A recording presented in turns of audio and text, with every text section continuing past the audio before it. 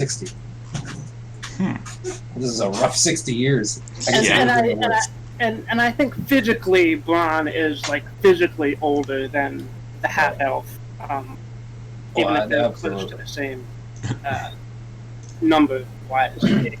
Yeah, I think I keep thinking that Jastra is an elf, and the elf from Party 1 is a half elf. I keep fucking that up. So I think I've in the past told you that you didn't sleep, that you had like the trance thing, but that's not true. You sleep. Right. Oh, okay. Yeah. But he is immune to being put to sleep magically. Right. It's Alphamir from Party 1 that doesn't have to sleep. He's a full elf or something. Yeah, he's a sea elf. Cool. A full sea elf. Yeah. We changed sea elf a bit to yeah, you've seen a bit of, I feel like just because they started sooner, you've seen more of Party 1's influence over the world than they have of you. But they've seen a bit from you. A bit. Like the mountain. They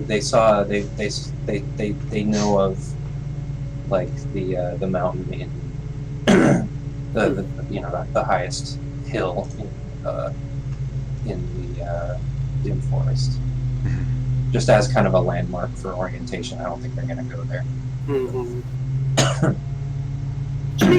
That's not there in the adventure. Speaking of orientation, we're in Hotot right now. Yes. So can you just refresh my memory of where is Orlane and the mountain in relation to Hotot?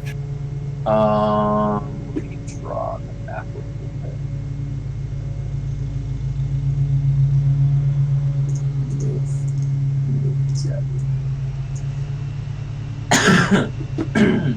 So Poco is like here. I drew myself a map. There it is. Alright. Yeah, Hokok is like I mean, I'm gonna draw this pretty vague because you don't actually have a great map. You have a map that you're pretty sure is of the region, but it doesn't have any markers on it. Which is weird that someone would make a map like that way.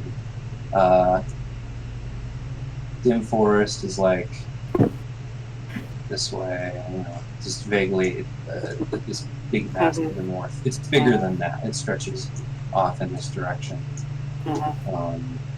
It's kind of split in this weird way where like this is like the west, including all of this stuff up here. Is like west Dim Forest, and this is like east Dim Forest, this little nub here. And it's mostly like there's more west than there is east, but there's a river that runs through. So that's what splits west and east. It's not an even split, but there's a difference. Like to the west of the river is considered an elven wood. It's one of the largest elven woods in the area, and that definition can be flexible. It doesn't mean that there is a dynasty of wood elves that rules that wood, but like not with an iron fist, and there's still lots of factions in the forest. East of the Great Horn, it's darker, it's wilder.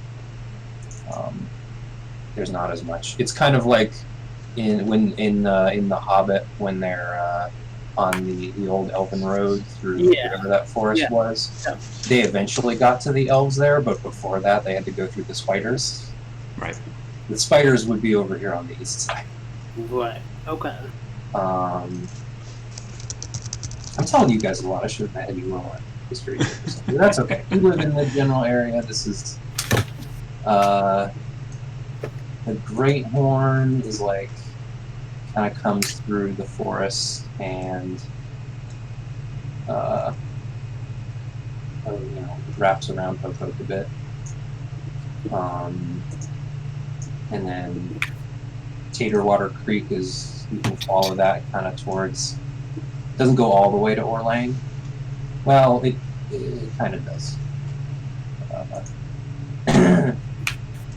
Yeah, you know what? No, it does actually. Well, it flows from Orland. That's what it is.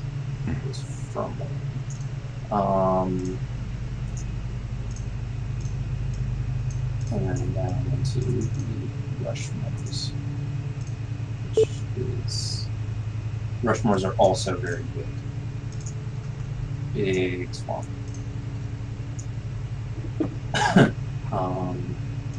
And ore lane. I'll put the purple stuff. The ore lane. Ore lane is like here.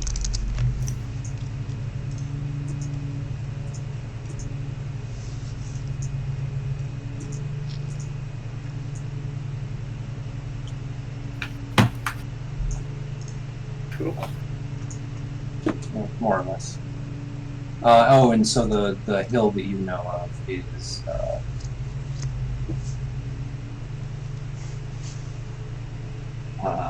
don't draw that. Yeah, you don't have to mark the hill exactly. I'm not going to mark it exactly, but it's in. Yeah, I won't mark it. It's in western Oak. Dim Forest.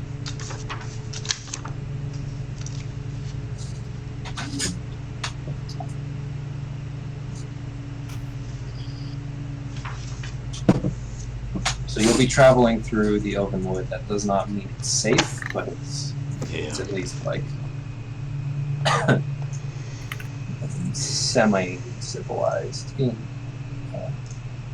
the Elven sense. It's an old forest, not the most welcoming forest, but there are established trade routes through it, like roads through it that aren't harassed by the elves, but like they're hard to they're not super agreeable. You have to skirt around Sherwood Forest in order to avoid Robin Hood. Right. Gotcha. An elvish Robin Hood would be interesting. I mean, it's not far off.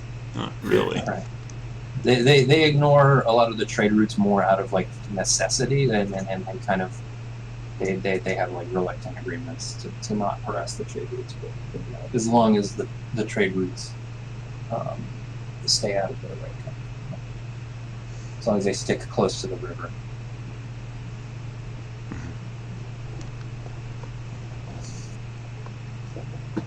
You know that there's a city up here. What's that city called? Like north of the Great Horn. That you know, there's a road along the Great Horn River. Boats going north on the Great Horn is a little tricky because it's kind of rocky and shallow. Let's see. I have a map. I'm not going to show you again. Ah, fuck! It's too small. It doesn't show. Okay, well, there's a city up north through the. Well, you can get to Hook Hill that way, but it's not the quickest way to Hook Hill. There's some city north of this that you don't have to worry about. All right, so you were going to. I don't have a recap. I haven't been doing recaps lately. Well, the last thing we did was went shopping like crazy, so.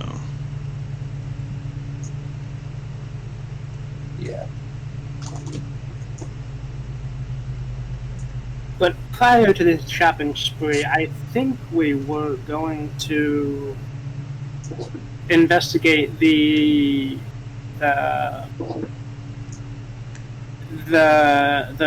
portal into Elfheim. Right. You're gonna head north. Who are you going to take? Because you have another companion now. Yeah. And you have stuff. I mean, he could stay here in Oak if you were going to come back and get him, or he could come with you with the horse and mule. I don't know. We got the sense that the invitation was just for Brian and Jaska, so it might be discourteous to bring them. You're not sure exactly, but you know that you two got the dream. No one else did. Yeah. Right. So they could stay in Hokoke. You'd what's his name again? John Handler. He has his own place to stay. He lives here, so you wouldn't have to like pay for his stay. You would have to stable. I mean, you could just not buy the mule yet. Like, well, we did, but you did. I'll say, because you bought the mule in Hokoke, it already was staying somewhere. I would say you can, if you're planning on coming back to Hokoke, like you could leave the mule and the horse here without paying for their stay. I mean, we could say that we made a 100% deposit on the mule and the horse, but the farmer that we bought it from wasn't quite ready to give him up. Right. That totally works. Waylon, you would have to pay for. Yeah.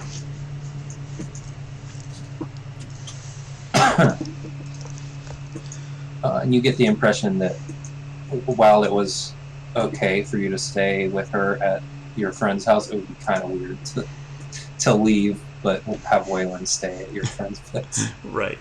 He's like, okay, and okay, so you're their friends, and well, Waylon does have the tent, so she could camp out in the woods if that's more her. She could, and her name is Waylon Greathorn. She does have. She could stay here. Yeah, she could stay near the city.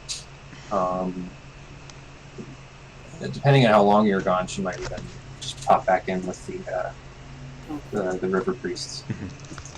So, yeah, she can actually stay here without cost.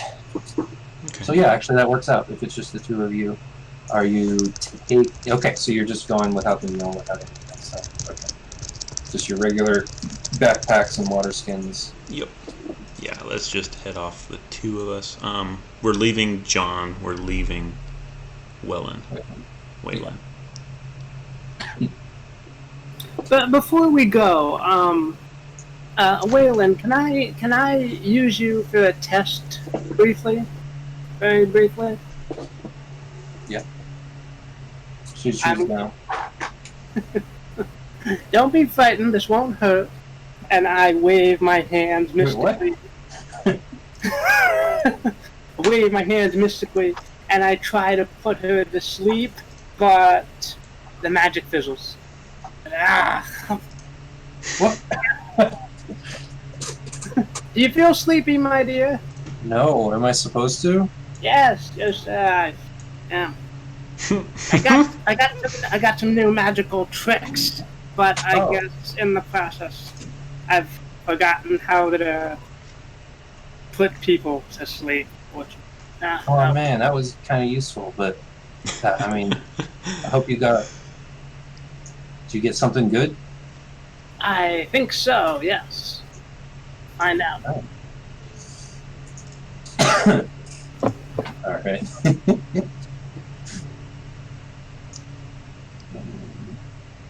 There's a north gate to the city. I think there's a north to the city.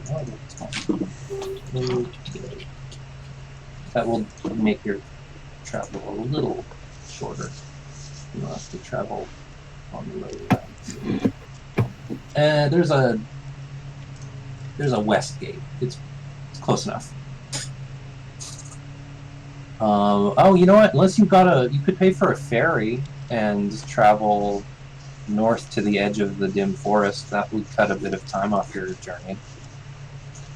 Well, not a ferry. There's no ferry there, but you could like rent a canoe and just have some fishermen drive you up there. It would cut like half a day off your journey. I thought we almost bought a boat. We got a bell instead. It's more useful, Jessica.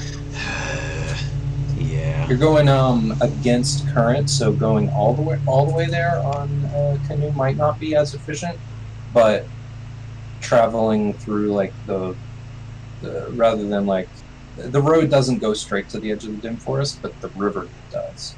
So it's kind of, you know. Have enough funds, I would say. Let's try and make this as fast as possible. Sure. How much would it be to...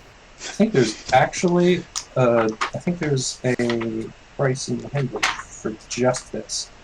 Like, hiring a canoe to take you a certain number of miles. Or I can pull out my buck knife, wave it menacingly, and then yell to the owner of the canoe, "I am commandeering this airboat." Let's not make enemies of Hocho just yet. Oh, okay. Just kidding. I pat the canoe owner on the shoulder and say, "Just kidding," and make a persuasion check. Oh, great.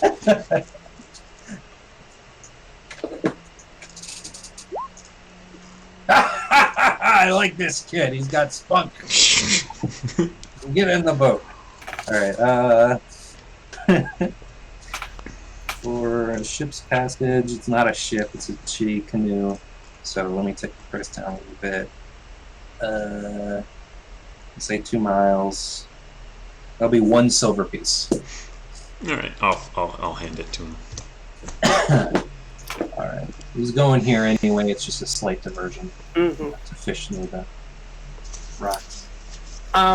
Was that persuasion for just Jasper? Or was that for just for Jasper to see if, I don't know, to convince the guy that I was joking and just. I just wanted to see if he thought it was funny or not, Okay. or if he was like put off by it. I might have raised the price if he was threatened by this. I wasn't even going to take your threat seriously until you started to continue to play along with it. Right. And I know. All right, I'll play along too. That's exactly. I thought of that. I'm like, I should stop talking now. It worked out. Is there room for one more on your boat, sir? Depends. How many legs does it have? 2 currently. Yeah, sure. Okay. And, I wasn't. The reason I asked that is I wasn't sure if you were asking to bring a horse along. That would be a different story.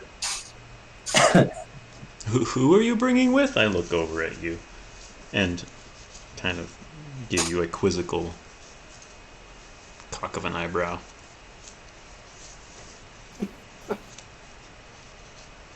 And then I look over at your owl. Is that thing? Shh. Willow's not here right now. Oh. Well then, besides you and I, who are we? Did you mean you? Yeah. Oh. Well, we just assumed you were coming along. Oh, good. All right. So that's half your journey. What would have been a full day to the edge of the dim forest is only a half day. And the fisherman drops you off close to the entrance. There's a road you can follow the trade road for the rest of the day, but then you're gonna have to go off road to start heading towards the mountain. You can see the mountain from here. Once you get into the forest, you're not going to be able to see it, and so you might have to start making checks to navigate. Yep. But we have at least kind of a heading as we go into the dim forest. Absolutely. Okay. You can follow the road for a few miles, and the fisherman tells you that the road curves east a bit, a few miles in. So at that point, you're going to have to stop following the road. So the rest of the day goes by uneventfully. You don't pass any other people. There's a bit of sunlight that comes through the branches. The branches don't quite touch over top of the road. It's very dark off road to either side, even during the day. And as the sun sets, you can tell night falls quickly in this forest. So do you make camp on the road or just off the road? I would say right on the bank of the river, just because that's kind of my thing. Right. All right. We're close by. Yeah, let's camp by the river. All right. There's a little bit of space between the river bank and the road, so there's room to camp there. It's just the two of you. No tent. Luckily, the weather is well. Let me go through. Weather's fine. Cools down a little. I think early in this game I said it was cold, but with all these reptiles, and I think I said it was in the spring. So like, no, it's pretty warm in this area. I think at one point you said it was kind of spring going on to summer. But... Yeah. But it's cool in here at night, and the night goes by uneventfully. Do you have watches? I should establish for the future. Do you what are you kind of walking side by side, and are you trying to take watches? I'd say let's take watch, just because it's a dark forest. You can just about take 2 watches to get through the night. I'll say that. It's easier with Wayland because you can take 3 watches, but since she's not here, we can't really. Yeah. All right. You take 3 watches. I'll say like it's a little rough like doing this for an extended travel. Like if you were traveling a week, taking 2 watches per night, you might start getting sick of it just because you're never quite getting a great night's sleep. Right. But for now, it's fine. I'll take first watch, Jasker. You go to sleep. Oh, thank you. All right. And when you take watch, Braun, are you using lights or are you going without?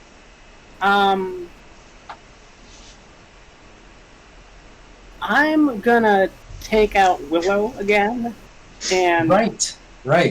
Ask that I kind of use his senses every minute or so to kind of scan the area.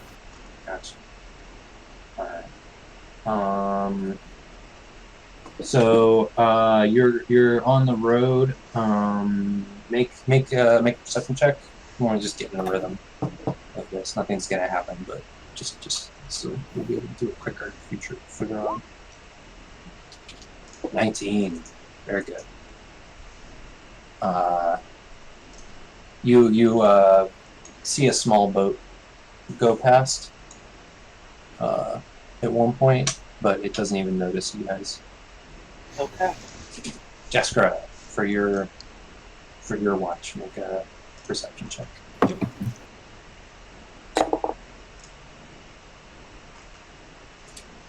Completely uneventful. You hear some distant forest sounds, but the forest is pretty quiet even at night. Like you expected it to come to life more at night, but at least here on the road, it's not very loud. Most of the sound you hear is from the river, which gets a little bit more. It's a little noisier. It's a little faster up here. Yeah. Because the river flows south towards Hokoke, and Hokoke it starts around Hokoke. It starts to meander and get a little bit wider. Up here, it's getting more rapid, and like the elevation change is getting more smooth as you head up into the hills. In the morning, you can set off, and you'll have to start heading off road into the woods. So, as far as navigating goes, who's going to be making those checks? What kind of check is it? It would be survival. Neither of you are proficient in navigator's tools, so that would also be something to use. I am proficient in survival, though. Yes, you are. And nature. And I would. Right. And I would be willing to. Usually the way that I do it is it's survival is really the only thing you can use. Unless you have navigator's tools and are proficient, then you could use intelligence navigator's tools. But otherwise, it's a wisdom check with survival. Okay. Yeah, I would be willing to follow the. I'm peering aimlessly into the woods. Jasker, which direction are we going here? I've already headed off. I'm hoping you can keep up. Jasker, where are you?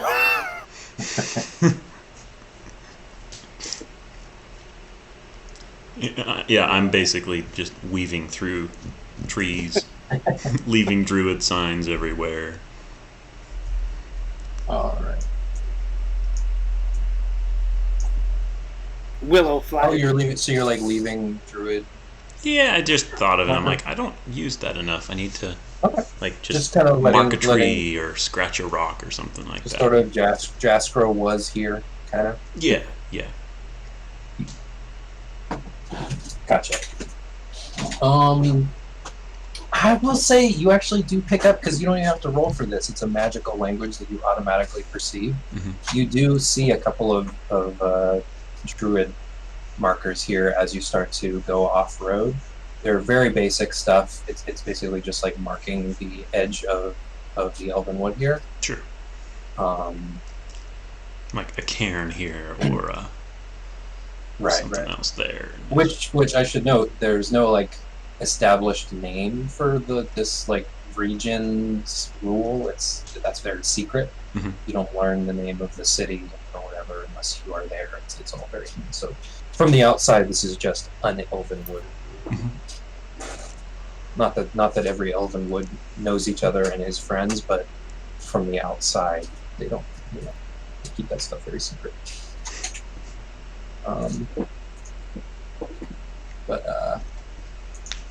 Yeah.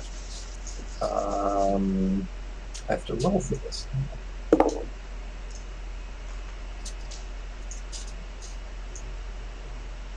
I'm rolling random encounters. I've literally never done this before. So I'm excited.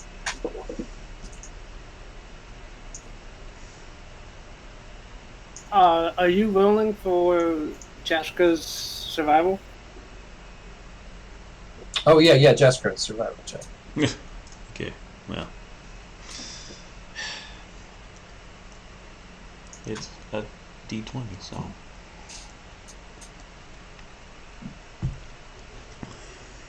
I have a 1 out of 20 chance, or.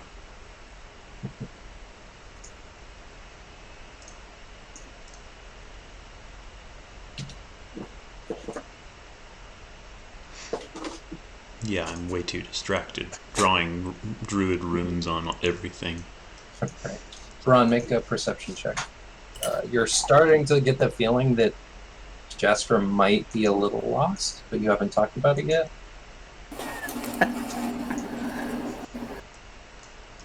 A couple of the runes look like my handwriting, the ones that come across. I'm like, ooh, somebody else has been here. Yeah.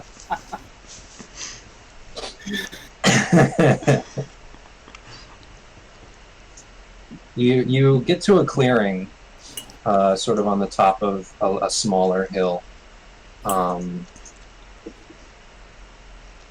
where you stop and try to orient yourselves.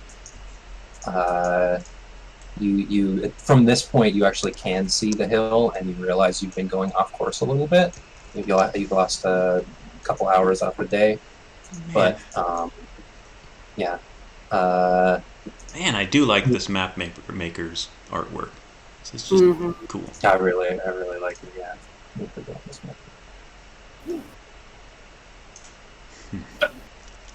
Yeah. Okay. Oops, I'm on the GM layer.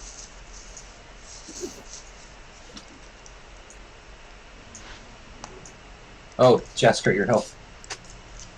What about it? Oh, it's probably supposed to be full. Yeah. It's supposed to be full, and I think it should be higher, right? Didn't it increase to like 30? It's 5 plus Constitution. I have 2 Constitution, so. Okay. Didn't you increased something though, right? You increased Wisdom and another score. Oh. Either Intelligence, Constitution, or Dexterity. Oh, I did not do 2. Oh. So if you increased Constitution, your health would increase even more. Sure. You can increase 2 scores by 1 or 1 score by 2, right? Yeah. So you already increased Wisdom, and okay, it looks like you've added to Constitution. So your health will go up by 5, and then so it'll go up by 5, and it will go up by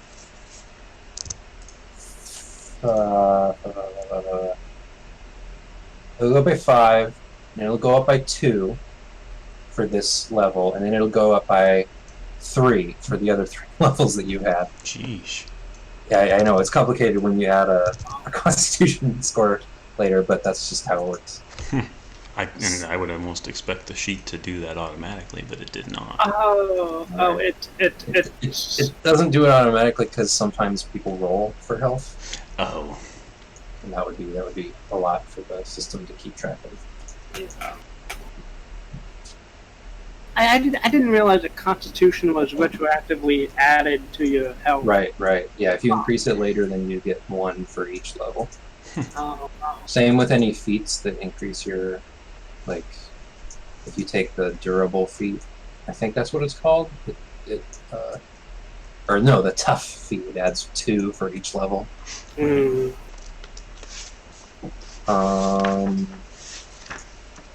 So where are you guys on this map? Just place. We are heading north, so I would say if we emerge.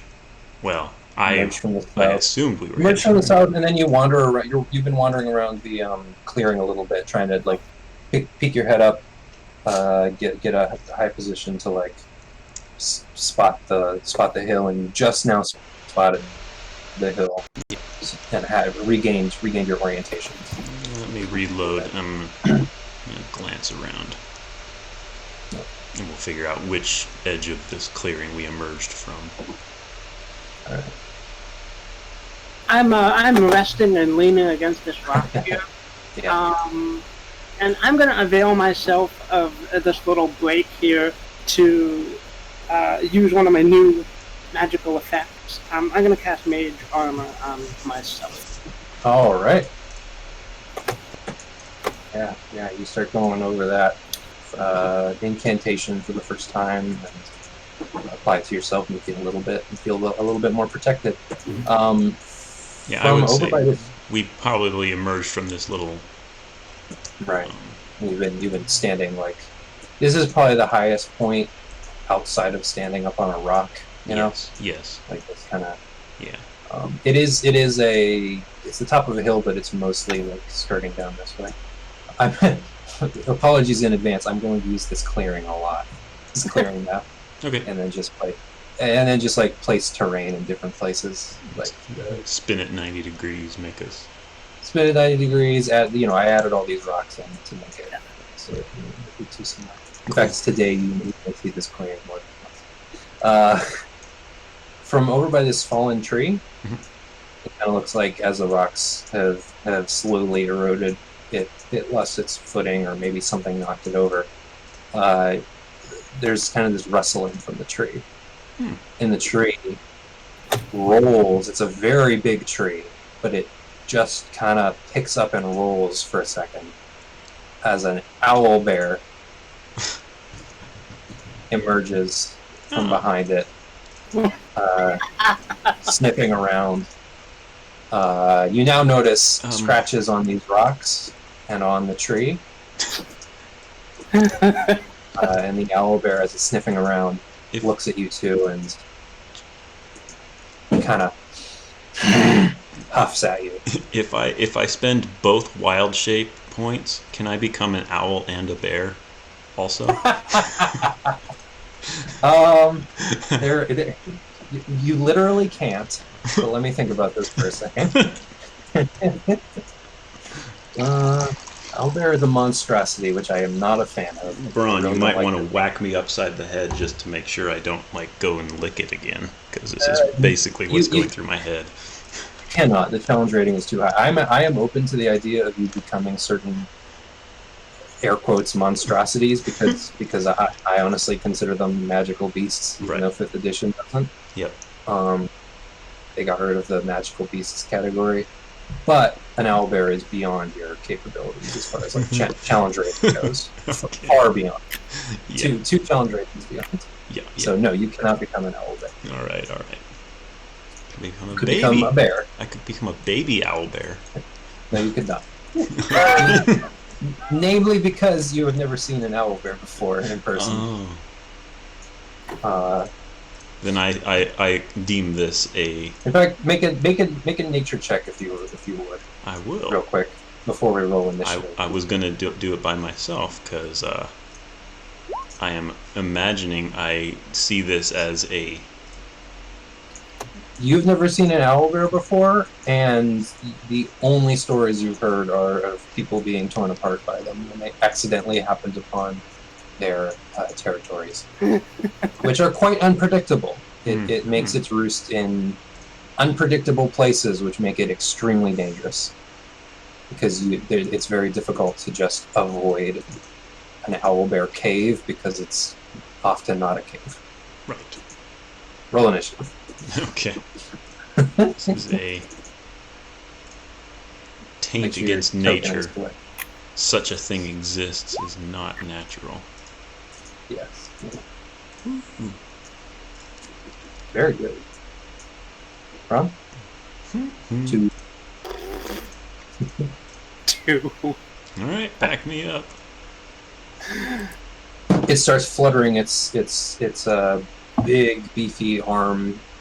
Its arms that have like a little bit of wing, a little bit of non-functional wing sticking off the end of them, and it is clearly rearing for an attack, or at least threatening so. What would you do, Jasper? Yup.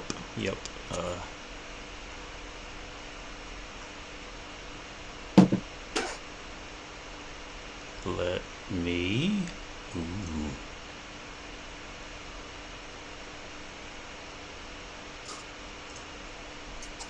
I would assume this is not a beast, or is it? I consider it a magical beast, so it's a monstrosity by the book. Yeah. Depending on what you're attempting to do, it may or may not. I may or may not allow it to work. But I'm just looking at prepared spells. I'm like, speak with animals. I don't know, but speak with animals might work. You're not sure. Yeah. You're pretty sure that dominate beast would be completely ineffective. Yeah. But something less aggressive like that might work. It's a gamble. You're not sure. Okay. I don't have any good idea right now, so I'm gonna just basically charge it. All right. And yell at the top of my lungs and wave my arms in my half-elf manner. Okay. And just basically try to intimidate it. All right. Just as yourself. Yeah. Roll intimidation check with disadvantage, because you're very little. Yep. Yeah, it wouldn't have mattered. No, it would Both not. attempts. I was wondering, should I give you disadvantage? It already feels so. But then I was like, well, my process is always, what would you have to do to get advantage? And if I can't think of anything, disadvantage. Yeah. Yep. If you turned into a bear, would I give you advantage? No, not really. so that means that right now you have disadvantage. That's your turn, I think, unless you've got any bonus actions. I mean, you do have some things you can do on bonus action. I do. I just don't know what they are at the moment, so I'm gonna go ahead. Wild shape is a bonus action. Yeah, it is. Owlbear. What can an owlbear do? Yeah. Owlbear can attack. Ooh. Oh, go ahead. Can I go ahead and spend a bonus action? If you can. I would like to go ahead and summon a flame blade. Whoa! Cool. Whoa. All right. Yeah. That's yeah. Flame blade, awesome. Should have done that before you tried to intimidate. Yeah, I know, but yeah. You streak your hands in an arc above your head, and a flaming blade materializes, and you grasp it with one of your hands. Yeah, you're seeing this, Braun, as you just turn around and see this owlbear rush out of the tree. The owlbear is going to run in and attack. At first, I don't like that. They always put the beak attack. They always put the face attack first and the claw attack second. I don't get that. I feel like we do the claw first. Yeah, he's gonna make a claw attack at you. As he's running forward, he just makes a wide sweep, which misses with a 9. Yep. After missing, it then just kind of puts its 2 hands on the ground and is going to try to peck down at you with a 14. That will hit. That will hit. So yeah, you get pecked right on the shoulder. It's less of a peck and more of kind of a tear. Mm-hmm. Oops, I accidentally picked the 10. Dealing 7 damage. It tries to grab you and shake you, but you get free before it starts doing that. Right. And it lifts up ready to bring both of its paws down on you again. Run. Okay. I'm going to scramble up this hill here, kind of get a little bit of cover and height advantage. You can. And then I'm going to blast the owlbear with a firebolt.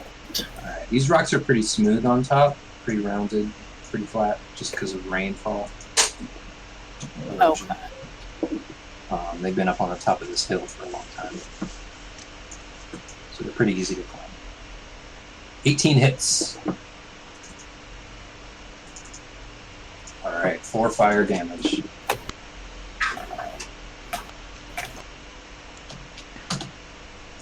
It barely hits, but some of the feathers kind of curl a bit, and it gives a little squawk. That horrible smell of singed feathers. Yeah. It didn't hurt much, but it's a very showy smell, so that hurts almost more than the 4 damage. Jasper. Yep. What's he doing? Got a flame blade. Yeah, I do. I would like to try to thrust upward underneath that beak. All right. Luckily, you can use your action to make a melee spell attack with fire on a hit. Okay, so it's a spell attack. So it doesn't roll the attack when you. Do you have any? I guess just roll a d20 plus 5, right? Because it's plus wisdom plus proficiency. Mm-hmm. Yeah, 1d20 plus 5. All right.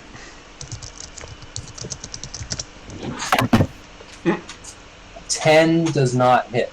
I didn't. You start waving it around like a torch, and it kind of squawks and backs up a little bit before lunging back in. Not enough for opportunity, I assume. No. Almost more up than back, because it's so much taller than them. And it's gonna just try to thump on top of you with both of its claws. I mean, that's one attack, but I'm calling it 2 claws. 14. That will hit again. Man, you're hitting just my... 13 slashing damage. How much? 13. It slams down on top of you, almost knocking you over. You do kind of fall on top of your back, but then you roll over and stand up again, just in time for a beak attack. Natural 1. Okay. So this time you actually are on the ground when it brings its beak down, and you roll off to the side. It digs its beak into the dirt, and spits some dirt off to the side as you stand up again. Ron, you see this thing just completely... ribbons of red just appear crushed, down my body. Yeah, you see it crush Jasper. Jasper just barely rolls out of the way of the beak attack. You can feel the thump of the beak into the dirt. This thing is big. God damn it. Okay. When you start saying that. I'm just a feeble sorcerer here. I'm not going to challenge that thing by rushing down and hitting it. What? I guess it's a day for new spells. Alright. I almost gave you something stronger than this. Almost. So,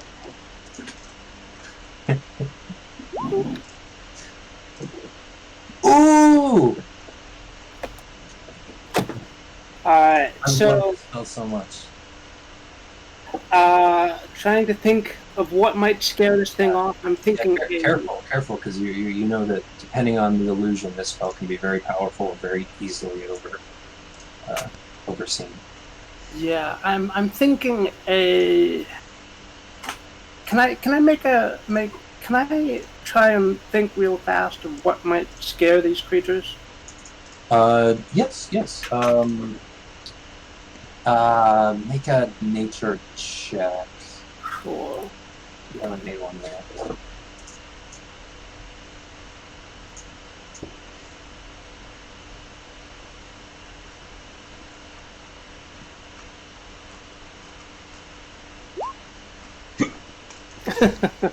Your first thought is fire, but it may or may not be. You don't have any like owlbear lore that you can summon at this moment. Your guess was fire, but that hasn't worked so far. Yeah. Okay. All right. So you're left to your own intuition. All right. I'm gonna say a griffin. Like kind of like swooping down, like just to the south of the owlbear. All right, you make it kind of appear in the air over here. Yeah. Okay. All right. Do you feel like? Do you see the illusion, Braun, when you cast this, or is it almost just like? I don't think so. I don't think I see it. I think it only appears in the mind of. I set the initial idea, but you close your eyes and you're like imagining this and sending that kind of that thought forward. Yeah. Okay, my spell save DC is 14 at the moment. I think. Let me check. I love illusion spells, but I am kind of an asshole to players who use them because I'm always like very, I always make concentrating on an illusion spell is very obvious. Like you have your eyes closed and you're muttering and stuff, and like I have characters do investigation checks against illusions a lot if it makes any sense that they would. Yeah. So like I'm always very like kind of a stickler about like you got to make the illusion believable, stuff like that. Right now, I don't think this owlbear is going to investigate the griffin, even though it kind of materialized in the air above it. It's an owlbear, so it's not going to investigate. What does the owlbear swoop down and like attack it? Sorry, the griffin, not the owlbear. Yeah, like swooping down real close, and just kind of fighting. It can attack, right? Phantasmally, it can attack, yes. Okay, so are you attempting to do the damage is what I'm asking? Yeah. Okay, so yeah, you're fighting with it, Jasper, and the owlbear kind of looks off to the south here and kind of flinches. This is one of the things that kind of saves you from the beak attack, or from it gives you a little bit of time to stand up after rolling away from the beak attack, because it looks off to the west here or to the south here and then just flinches as it takes 1d6 psychic damage. Why don't you roll that? At the moment, it is not investigating her illusion. It totally believes that Griffin just materialized and is starting to attack it because it has very little intelligence. Mm-hmm. It's a creature that 4 damage. 4 damage. Good. Jaskra. I'm going to disengage and attempt to like back up this way. You can move this far. Yeah. I'm thinking more like back up to here and then just stop by the rock. Okay.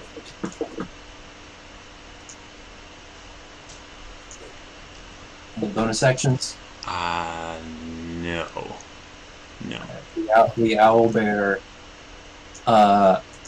goes low and starts running like very low to the ground, keeping one eye to the sky, as it runs straight towards you. Oh, great. Easily making it all the way there. You can tell this thing is also very fast. It almost slithers on the ground like a snake it's trying to keep so low.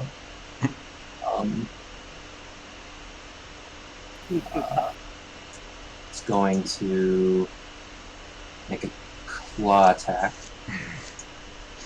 That's a 26 to hit.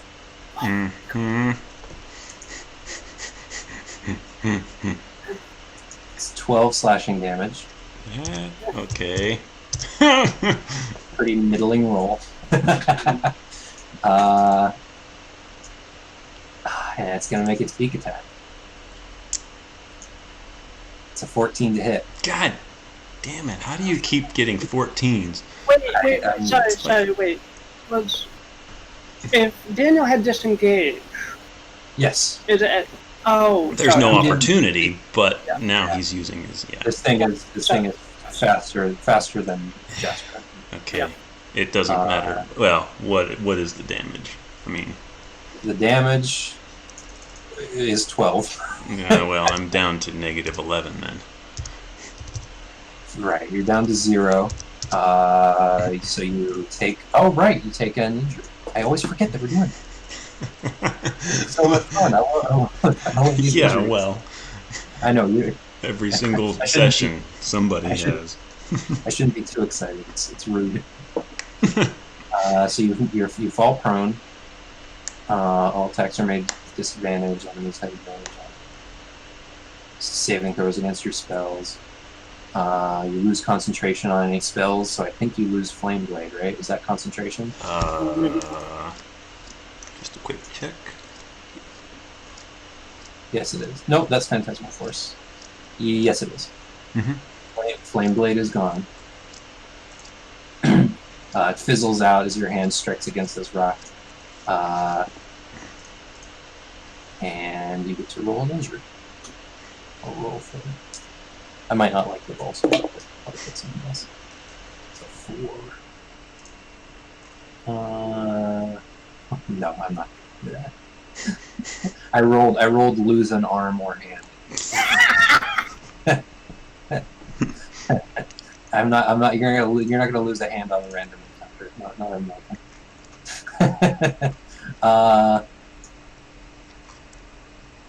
Yeah, I'll give you 16 to 20. Broken arm or hand. You can no longer hold anything with 2 hands, and you can hold only a single object at a time. Okay. You have a shield.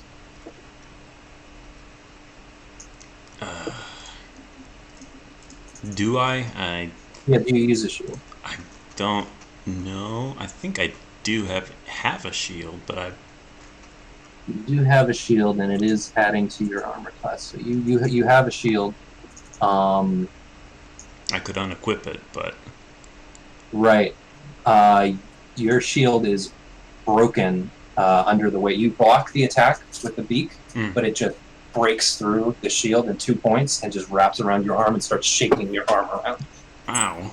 Okay. And you're being held in this thing's beak for a moment. It eventually it shakes your arm so hard that it wrenches its beak off of your arm. Your arm is broken. Your shield is useless. Mm-hmm.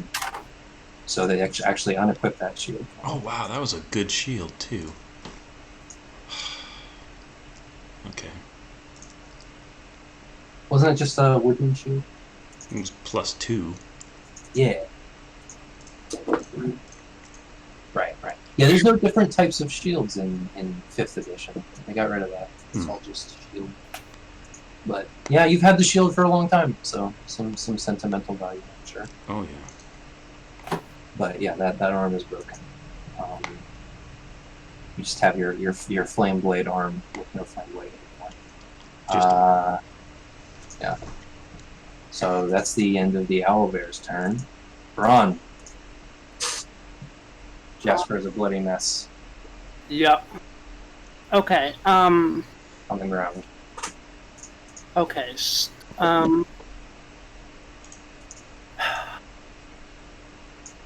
still concentrating on the phantasm in case it comes in useful. I'm going to move. Let me.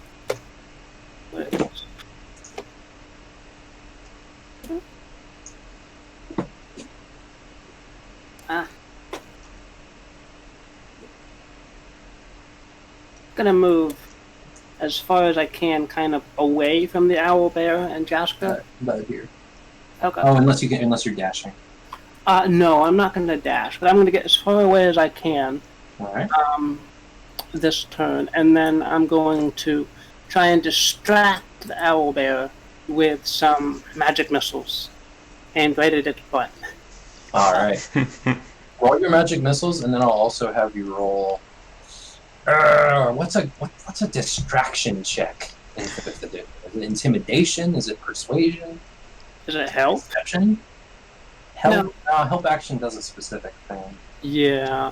Unless you're specifically trying to help with a certain action.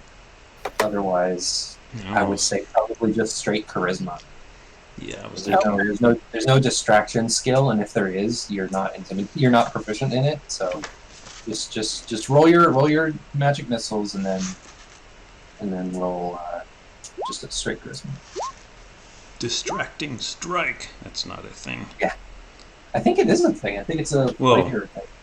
Yeah, it is a thing, but it's for fighters. Yeah. Yeah. Get off of him, you brute! Whippersnapper! Whoa, very good. All right. So it shakes Jasper around, and you see its beak fly up into the air, just a shower of blood, and then it stands with its legs wide, it looks like it's ready to pick Jasper up, but then as you hit it with that, it slowly turns around towards you.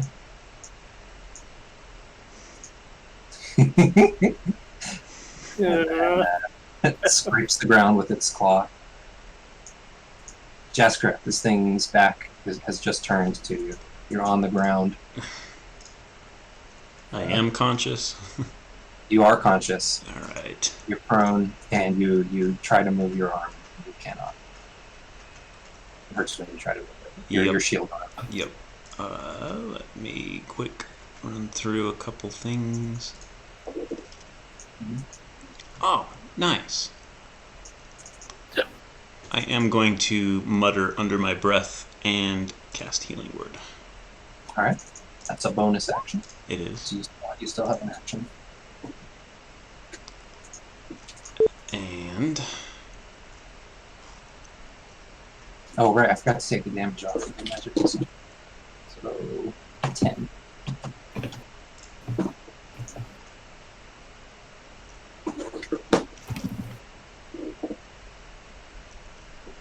That was like exactly the average roll for magic missile, wasn't it? Pretty much, yeah. A 1, 10, and a 2 on the low side of average. Oh, sorry about that healing word, by the way. Yeah, well. It's better than nothing though, because your arm is still broken. You need a rest to heal that. You need a rest and magical healing. Mm-hmm. But you're no longer wounded, so. Right. You're still injured, but you're not wounded. You can stand up with half your movement if you like. Mm-hmm. Yeah. And I'll say, because that distraction roll was so good, all I was going to have it do is change its behavior, but I'll say it won't make an opportunity attack against you. Just because of how good the distraction was. Oh, if I try to get away? Yeah, I'll take away its opportunity attack, because it seems appropriate, doesn't it? Mm-hmm. Successful distraction. Yeah, it does. I'm very... Okay, that the healing word was bonus, correct? Yes. Which I'm very happy about. Let me go ahead and mark that off. And I'm going to very quietly...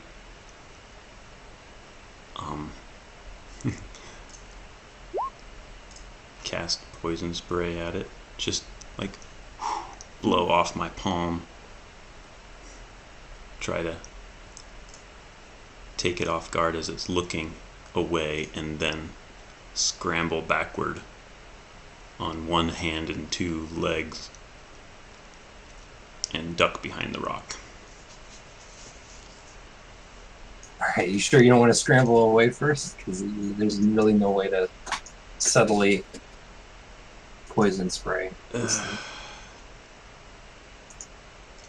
Constitution save is a failure, so it takes that 5 poison damage.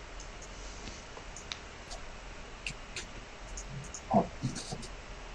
Drawing a note for myself on that.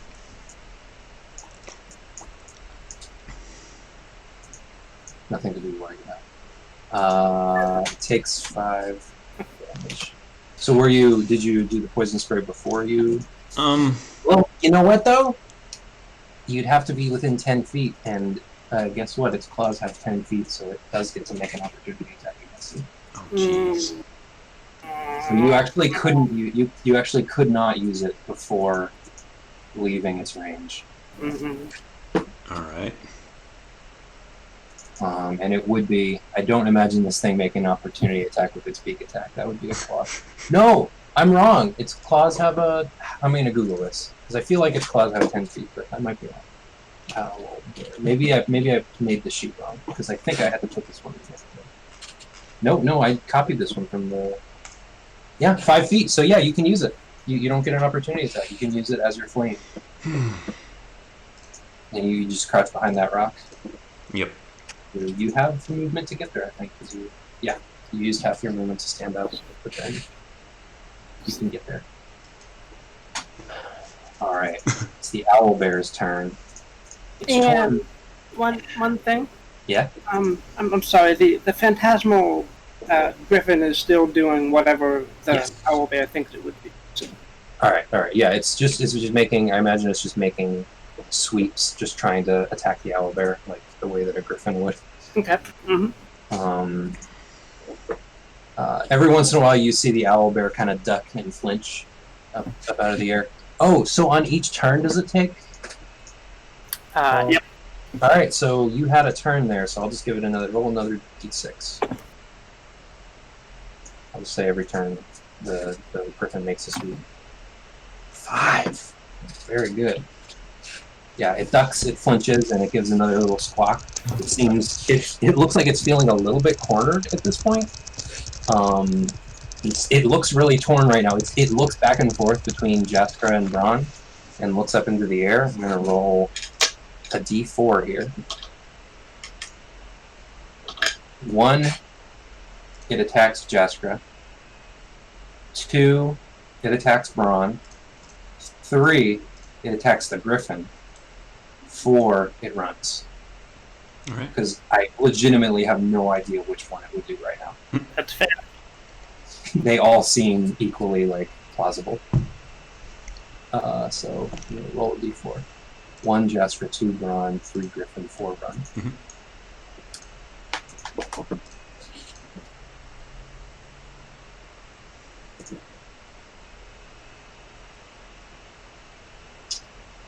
Ooh, Braun. It stops getting low and it leaps up into the air and kind of glides towards you for a moment and then lands and continues to run. And as it runs, it starts running sideways for a second as its backhand sweeps forward with the force of its run, trying to make a claw attack towards you. That's a 12 with your mage armor. That's a miss. You dive out of the way and feel the wind rush past you. It swoops around and tries to nip at your toes with a 14 this time. That hits. 11 damage. Okay. It does grab onto your foot. It rips your shoe off. Or it rips your boot off, which saves you from a lot of the damage. Oh well, that was actually a pretty good roll. Wasn't a great roll. It saves you from some of the damage. How much damage? 11. Okay. Yep. It's your turn, Ron. It is my turn, isn't it? All right. I'm gonna spend a second level spell slot to cast Magic Missile with 4 Magic Missiles. Alright. Get away from me, you stinking animal! It hits kind of at an angle. One of them hits it square in the jaw. The next one kind of hits it in the side, and the third one spins around a few times before hitting. The fourth one does the same. Ooh, that's a... Oh my god! That's really good. Those were kind of impossible, yeah. That's 18 damage? Yep. Yeah. Yeah, actually, that's a really good hit. It almost kind of... It kind of shrinks away from you a little bit this time. Because the magic missile kind of hits it from all directions, this is just kind of increasing how cornered this thing feels. Mm-hmm. Oh yeah, roll your d6. Oh, yeah. What was the 1d20 for? That was for Wild Magic. Oh, right! Yeah! Yeah, roll your d6. 4 damage. Ah. I feel like we're using up all our luck in this one encounter here. Maybe you are. I have no luck. Yeah. Roll an intimidation check, Ron. Because it's mainly your magic here that's making this thing feel outnumbered.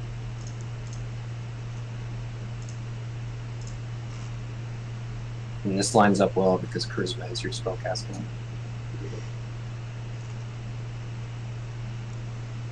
Wow.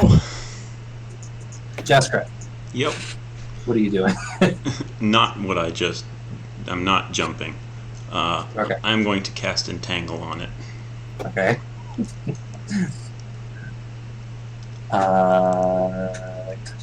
Spell from the ground in a 20-foot square, so you could choose to not get Bran in this. Yeah, and that is what my plan is. I'm just planning on tying this thing yeah, up. Let me draw the shape, because then I'll be able to do it, control it and stuff. Sure. I guess I could do it here. So 20-foot square.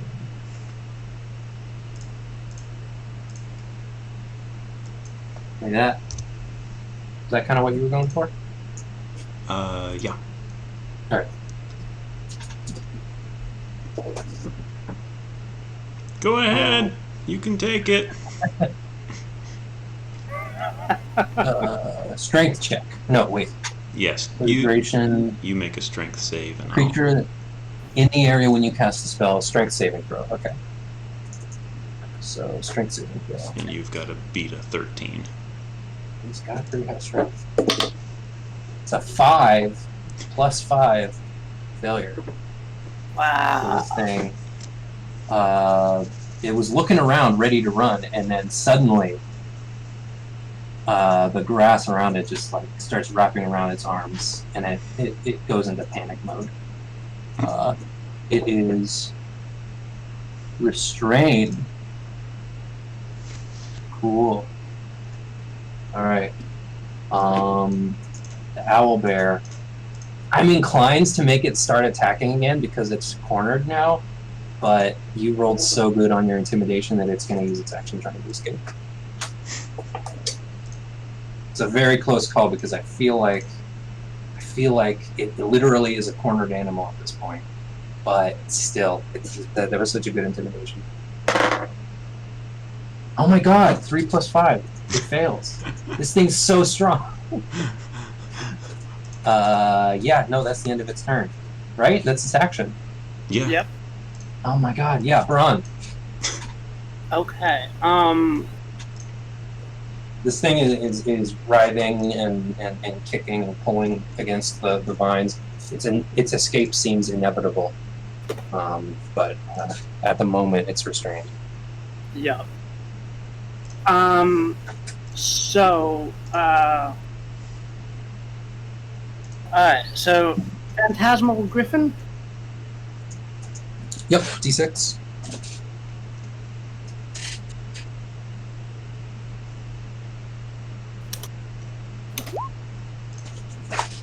Dude, this thing looks hurt now. It's actually like, it looks like it's taken a lot of damage at this point. Oh man. Okay. It happened pretty fast. It was looking like it wasn't even going to take much damage at all while you guys were almost dead. Mm-hmm. It's amazing how quick these things turn. Okay, Bron is going to...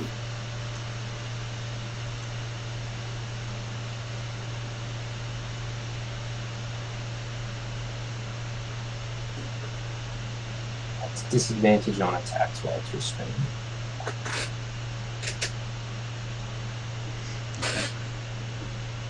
I'm just reading through restraint, so I couldn't really read it. Yeah.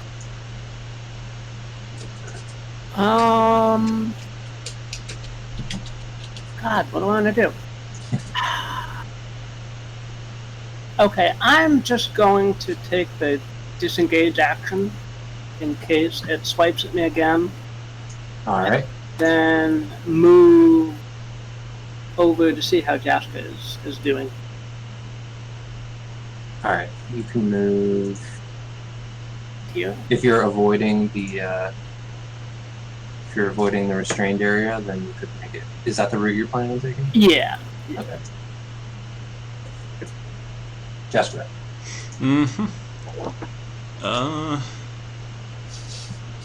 At this point, I am going to need to go direwolf and run. Alright.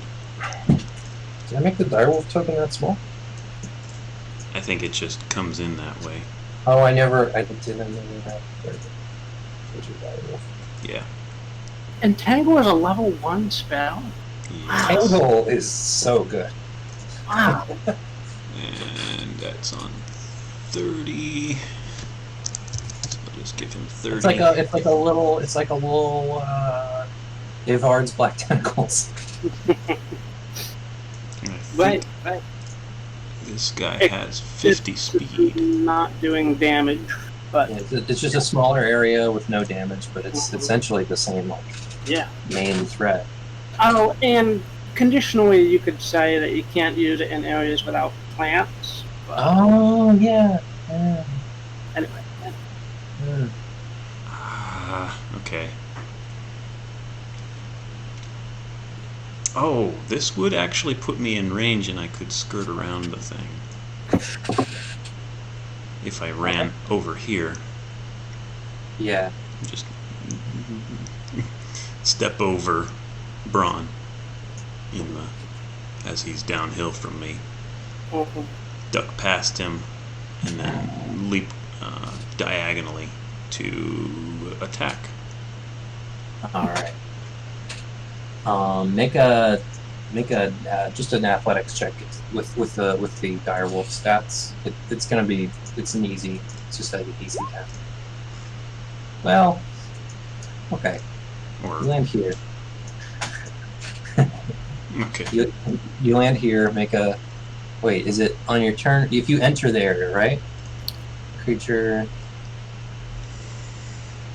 When you cast the spell, it doesn't say. Oh, okay. So you can actually go through this area, no problem. Oh. Right? That's what I interpret it as. Yeah. You turn the area into difficult terrain, so that's what happens. So actually, there's not really. Okay, that's why I made you do the athletics check, is just to like jump over Braun and the area. Oh, right. But you don't actually have to avoid the area, so that's okay. All right. So yeah, you're in range now. Are you attacking? Yes, I am. All right. 13. That's a hit. Sweet.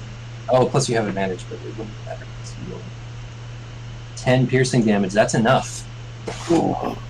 So you just grab it by the neck and shoulder and just kind of bring it to the ground. Mm-hmm. Yeah. You shake it a little bit while the vines slowly entangle it, and it just rolls around, trying to escape. At the end, there it starts trying to grasp up at you, but you're too strong. Sweet. I'm almost tempted to suggest that the vines consume it, but yeah, I'll say they could do that. Yeah. It's just pulled down into the ground. Yeah, it's like massive Venus flytrap appears and just clunk.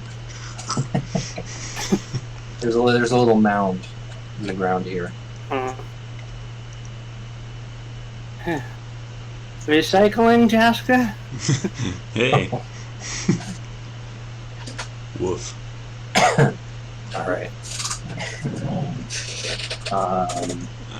You guys take a short rest before moving on? Definitely. Jaska, between getting... Jaska, can I ride on you? Yeah. Woof. Between getting lost and short resting after the fight, you're going to lose at least half a day's travel from this excursion. No. If you avoided the fight somehow, you might have been able to save time again, but yeah. So let's take a break, like a 10-minute break. 10 minutes? I think that's reasonable. Yeah. I actually set an alarm for myself to remember. It went off like early in the fight. Right. So this is a good time. All right. Actually, that's what I wrote on the GM layer to remind myself on this map. I just wrote "break" in big red letters. Yeah. All right. So see you guys in 10 minutes or so. Okay.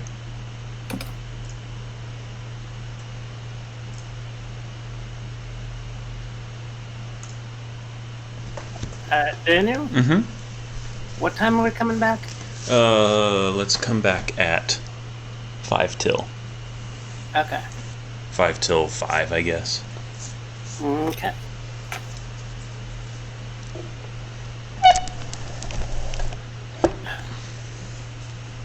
I wish I had music to play for the little stream thing, but I don't.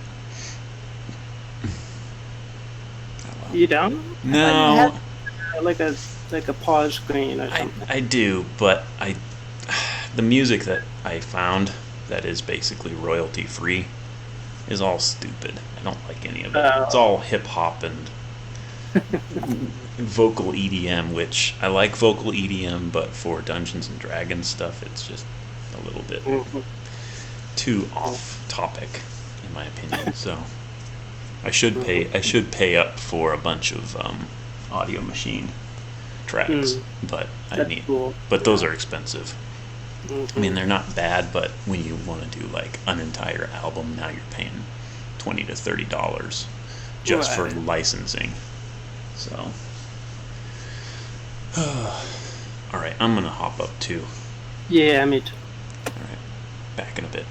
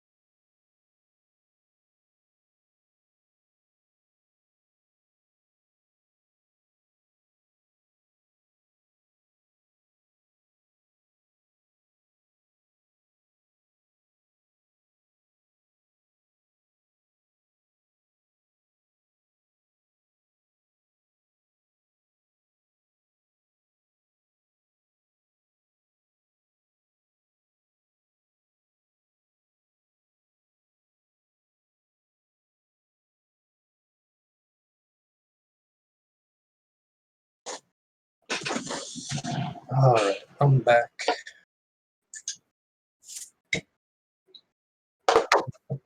What's going on over there, Daniel?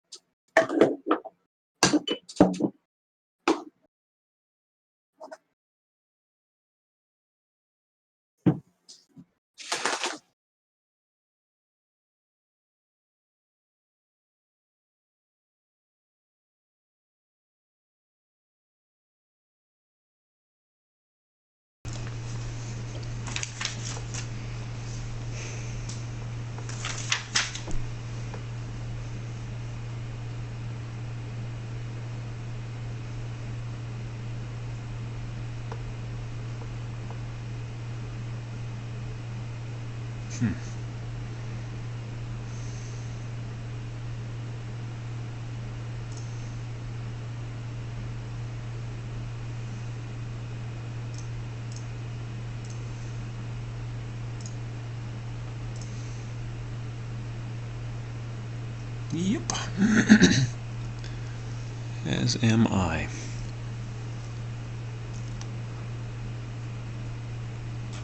Or can we?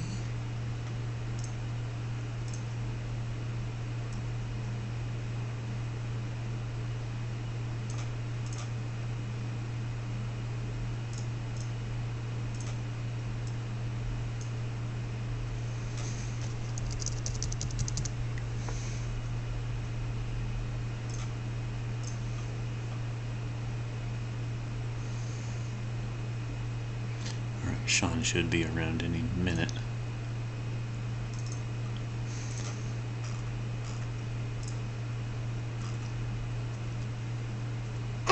Alright, no rush.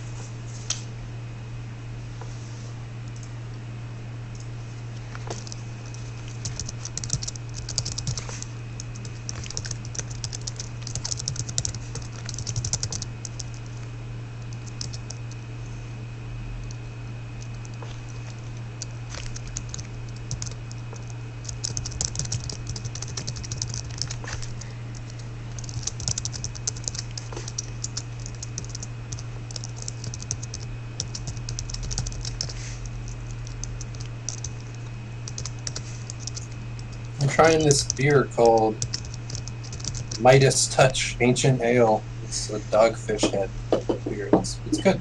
Interesting. Weird. It's like, it's sweet. We have a place right across the street from where I work. They actually make coffee flavored stout. Stout already kind of tastes like coffee. Yeah. That's. I mean, that sounds interesting. That sounds like it could work. I had a coffee flavored mead recently that was disgusting.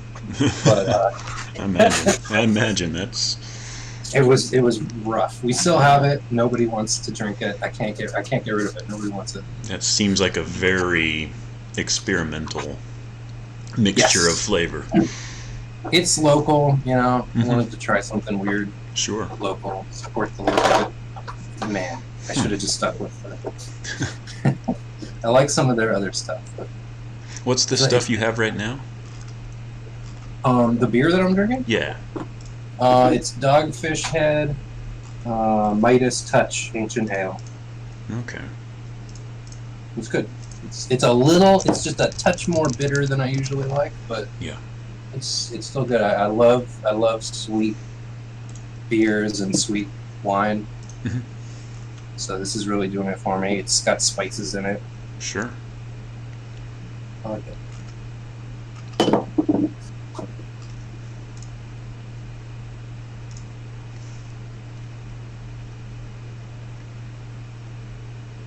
Beer, wine, mead hybrid.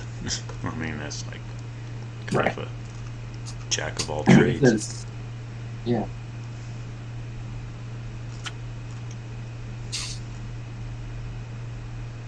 No, I'm liking it more.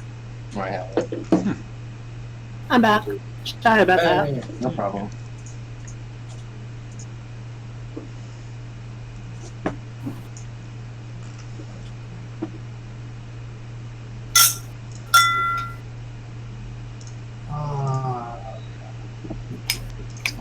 All right. I meant to send a message to Party One that if they want to pop in to Roll20, they can, because they're not going to be spoiled. This is like this is your own side mission. So if they wanted to peek, they could. I see. If you're okay with that. Mm-hmm.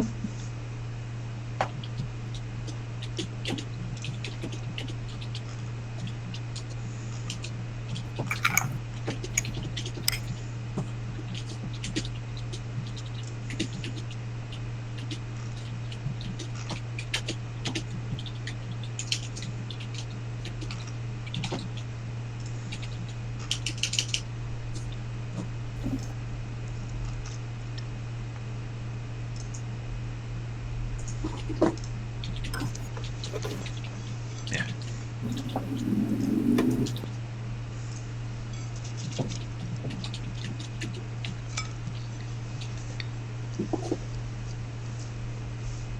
Yeah, my sister gets this kind called Tommy Knocker. And that's the brand name. And it's not too bad. I mean, I wouldn't call my... Is it beer? Yeah. Some local thing from West Denver area. Oh. Well, you've got a Total Wine and More that I usually get my weird stuff from. But we don't have everything. Yeah. Alright, so you'll be... I make my map. I've been tracking your progress, but I'm losing track of which maps have what.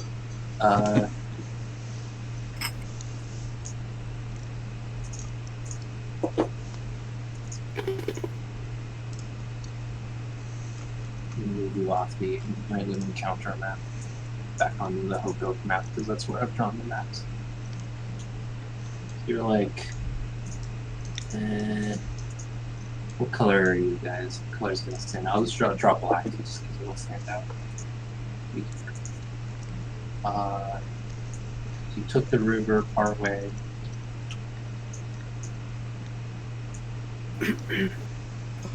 Then we walked along the river road a little ways. Yeah. That was your first day.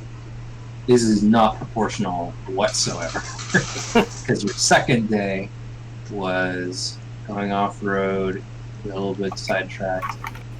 But now you walk down the hill a ways, and kind of find a nice a nice place to camp near some fallen trees. You inspect them carefully for owlbear claws.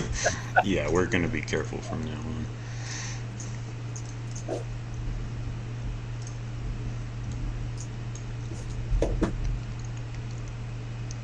Not the most productive day's journey, but you made some progress. One of us should have picked up a medicine kit. Anyway. Did we short rest just now? Did that count? Yes, you did. Okay, because that absolutely did. You can, you'll just have to remember when you get back in Hoko. Yeah.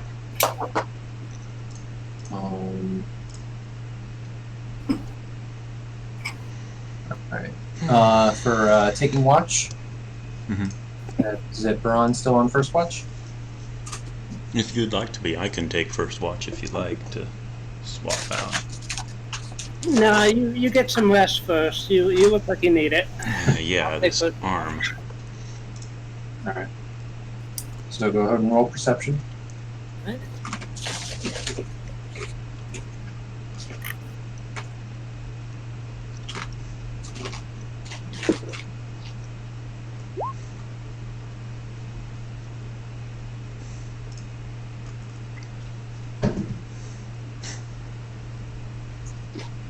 An uneventful night. Okay. Eerily quiet. Eerily quiet. Interesting. Braun, Jaskra, roll your perception. Yep.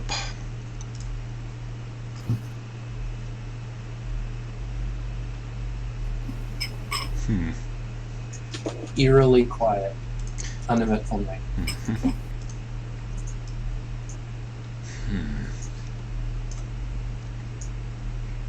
For the next day, you have a slightly better idea where you're heading now. Roll your survival check to navigate. Alright. Much better. To reset my wild shape as well. That's one thing I never remember to do.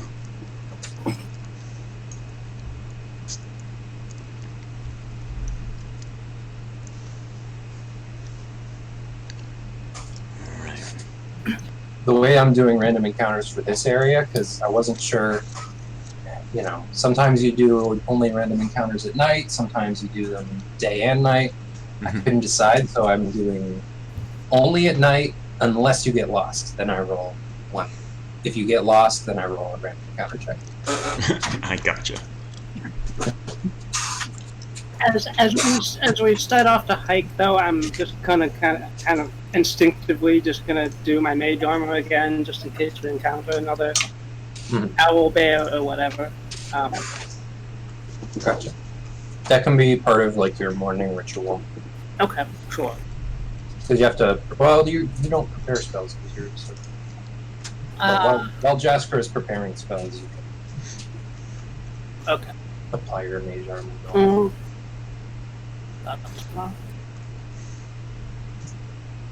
Oh, that counted as a long rest? Sorry. It did. Alright. So this time you while you're traveling, you actually take a little bit of time out of the day to climb up one of the hills just to get a peek with a better view so you can maintain your trajectory. And sure enough, you were beginning to head a little bit off course, but you correct it and make a efficient full day's travel towards the hill.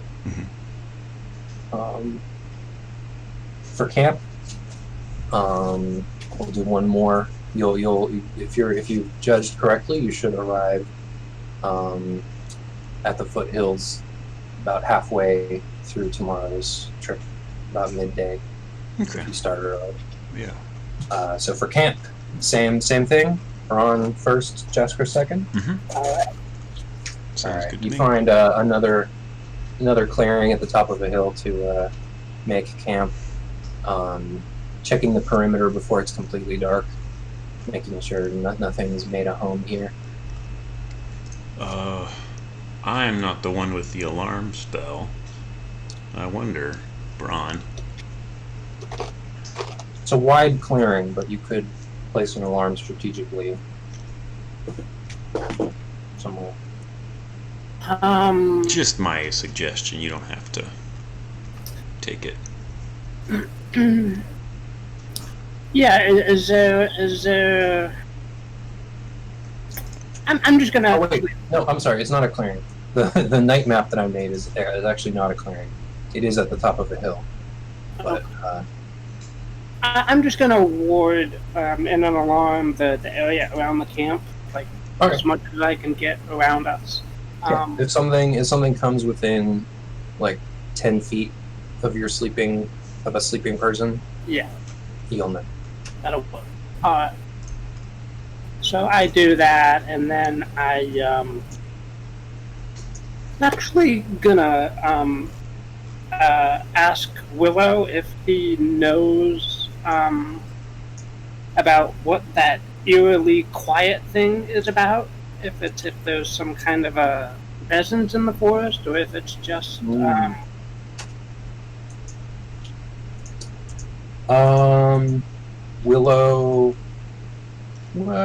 would know. Willow says that it's just sort of good manners in the wood.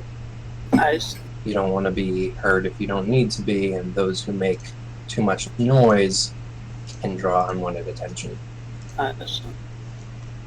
There's places where it's louder, but those who aren't welcome tend not to hear anything.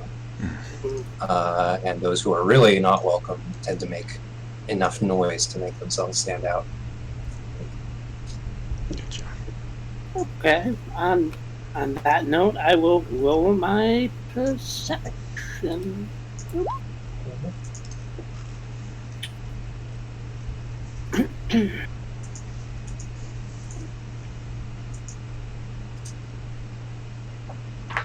Same kind of dead quiet. Every once in a while you hear a little bit of shifting movement in the distance, but it could be a deer, it could be a bird. But you don't hear bird calls, you don't hear hoots. Weird. Okay. Alright. Jaskra, perception.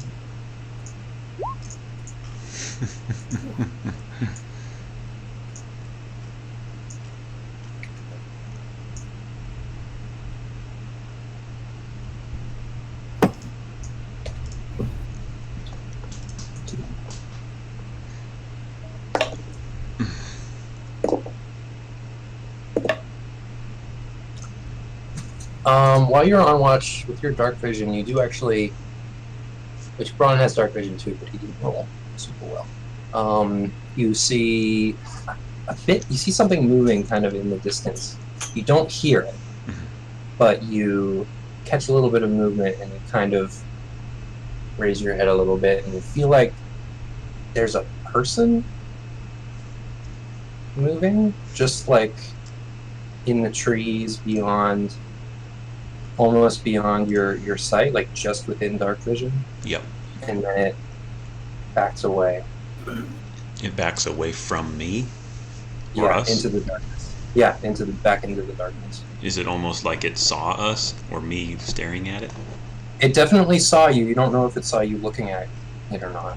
Okay. But there was a humanoid shape that was watching you very keenly, and then a few, like, you noticed it and kind of started moving a little bit, and it slowly disappeared into the darkness. Gotcha.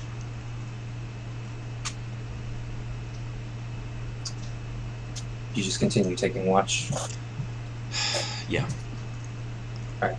Nothing else appears or bothers you for the rest of the night. And you can continue on in the morning. Alright. You get up early and find your way to the base of this hill.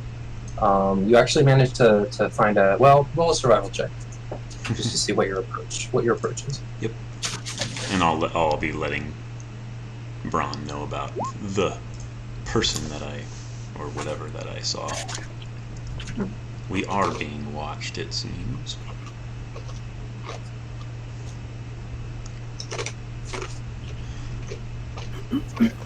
I'm hoping it's a good enough survival that I don't say that as I walk straight into a tree or something. You don't walk straight into a tree, but you do something kind of catches your hair for a second, and then you're like, ah, and pull it out. Yeah, with an 11, you find a small game trail. You follow that's leading kind of straight towards the hills, and once you reach an area where the elevation starts to rise a little bit, you find a dilapidated stone statue that's kind of half buried in the dirt. It looks like it's an old. Make a perception check to determine what this is a statue of. Both of you can attempt that.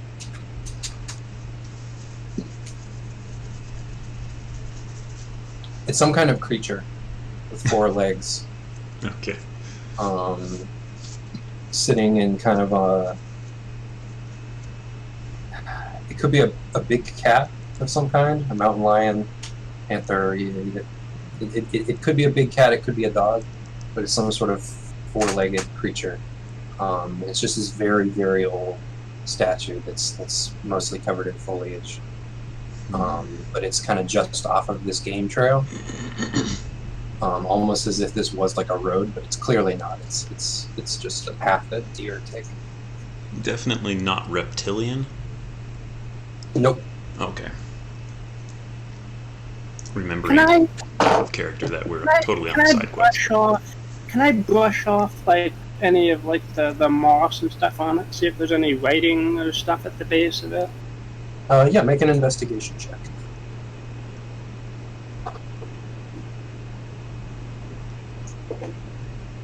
With a 12,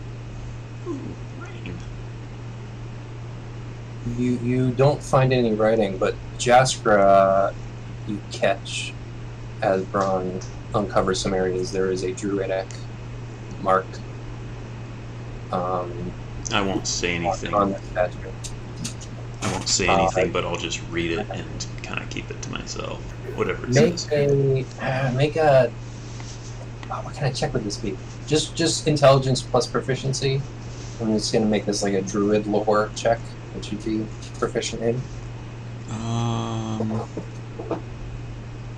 Anything that has intelligence and a proficiency, would you say? Yeah. Just Whatever. do religion or nature or something. It's a name. It's a name you have heard. It might be the name of an archdruid, but you don't know which one. But you know that if you see the name of a druid on an important thing like this, it's probably the archdruid that calls this region its domain. Now you know that archdruids are. It varies. Some archdruids are sort of close in with their circles. This area, since you're a druid of this region, you know that the archdruids of this general region are feared and respected, and do not interact with other druids very much. Okay. They certainly don't interact with society. Is there some sort of like hierarchy, like I would answer to this person? You would, because if you didn't, they would eat you. I see. And if they die, the most powerful druid may take their place. But it's a pretty vicious hierarchy. Lower down, it's a little bit kinder. It's a little bit like, I mean, it depends. So there's circles that are more supportive than others, but right now, like the ruling druids of this area are, they don't have, like, they're not very, they don't like look over your shoulder at what you're doing, but if you wrong them, they will brutally retaliate. I see. So it is expected that if I survive long enough, I would maybe have a chance of becoming an archdruid, and yes, probably be expected to be as fierce and yeah, if you weren't, you might become a target. Gotcha. But that other regions work differently. At the moment, that's kind of how this area operates. Right. You've never met an archdruid. No. And I probably wouldn't expect to.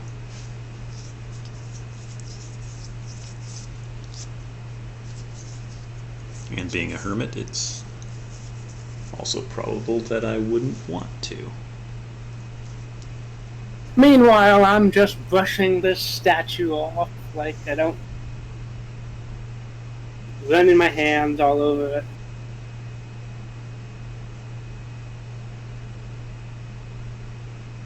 Did you find anything, Jasper? I grunt, but don't say anything. Alright, so you can continue up the game trail. It leads right up there. Yeah, I don't think I'll relay to Braun. I don't think it's really anything except for just a monument, a marker. It's my best guess is that somebody left it here just to mark.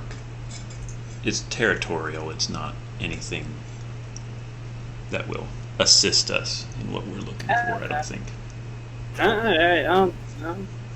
I can't find anything either. So you head up this hill for about an hour, winding your way, kind of switchbacking up. It's a rolling hill, but it gets pretty steep halfway up, and the foliage is dense. So it still has to switch back its way up. You do get to a clearing. You start seeing little bits of stone rubble here and there. And you pass, as you pass into a clearing, you can see ruins ahead. Okay. You'll emerge at the top of the hill, the top of Bayron, nicknamed Round Boy by the river priest.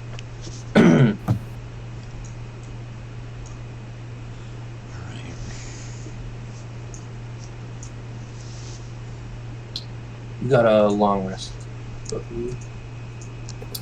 Yes, we did. And I took full advantage of it by reshuffling spells and maxing my health. Actually, I should max my health. I think Manny popped in here a few minutes ago. Yeah, he did. He didn't stick around, probably because he doesn't have any access to voice chat. He sent me a message. He sent me a message that said your map sucks because he was on the Hook Oak right. map that had like scribbles all over it. I told him to come back in a sec because the maps will get good. Yeah. You see ruins here. Any? Are you on? Okay. I'm not gonna ask questions. I'm just going to walk over close to this first pillar and kind of look it up and down, see if I see any more druidic markings hidden among. So this is actually not a pillar. It's a portion of the grass where it just kind of goes to stone. Oh. It looks like just there's this kind of square of stone that's half covered in moss and grass. And in the center of it, there's like, as you step over to it, there's a smooth gray sort of orb of, or like half circle of stone. It's like a flat square of stone blocks, and then in the middle where there's that big stone block that you see, there is a sort of a gray. It's not quite as white as it looks right there. There's this gray stone in the middle of it. It's kind of built into it. Just a little half circle that's raised. Baron, make a perception check. Sure.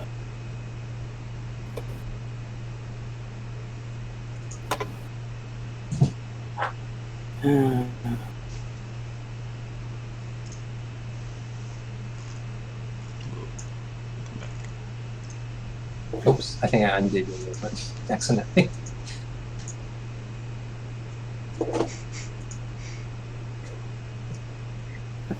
Seven. See Jasper go over there. Jasper, you do notice looking over, this other one actually has a little more on it too. And over here, there's another. This is also, it's raised a little bit. It's a little more raised than these are, but it's just like a 5-foot step. And there's plenty of like, a 5-foot step is pretty hard, but like some of it's crumbled, so you can get up easily. Yep. basically crumbled into stairs.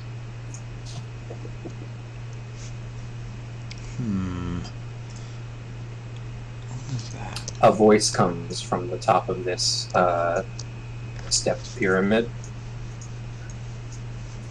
And you look up and you see someone has been standing there. Oh. An elf. They wear a lot of face paint. It's kind of hard to tell like how old they are, but pretty tall for an elf. Well built. Wearing this kind of dark green leather with a bronze breastplate. Holding a shield and a spear. He stands at the top here and says, "Hermits of Hokoak, I have seen your coming." Kind of nods to you both and opens his arms in a welcoming way. Oh.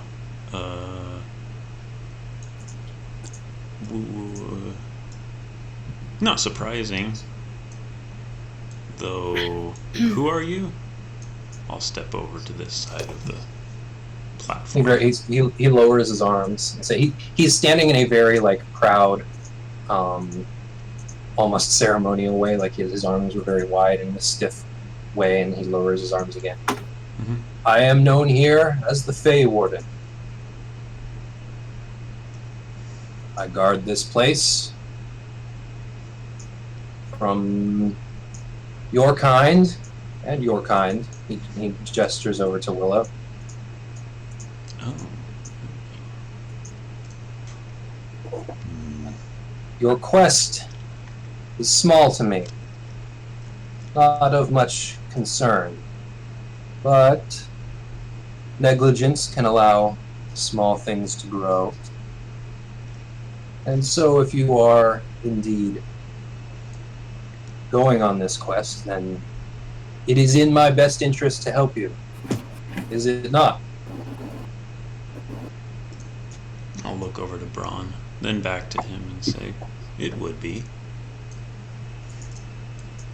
Ha ha ha! Well, that is a shame.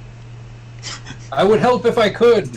He's like doing this very presentary, like, it's kind of weird the degree to which he's like putting on a show of this. His laugh was very like, yeah. I would help you if I could, but I am bound to this temple and have no gifts to give.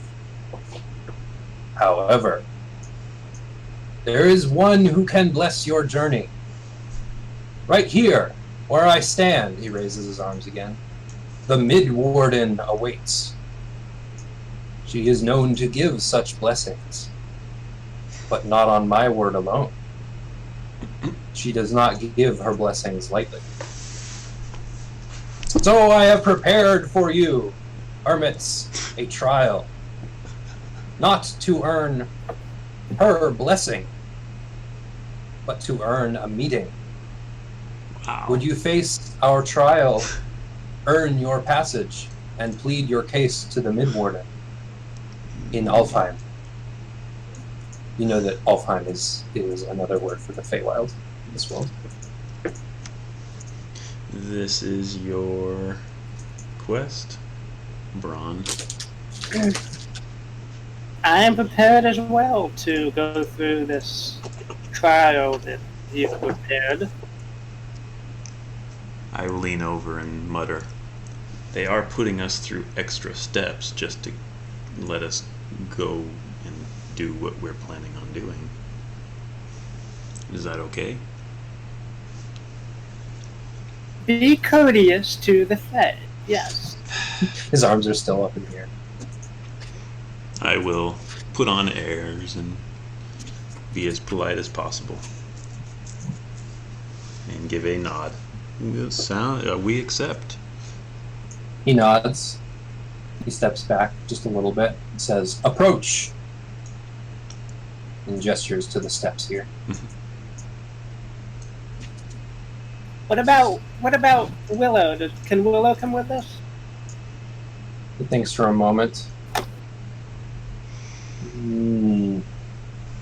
will be fine, but you will receive no blessing. But the one that the Mid-Warden may bestow upon you. Okay. Wasn't sure if already being a Fae that he would be disallowed from this trial, but... In fact, you may find that Willow is already there, in a way.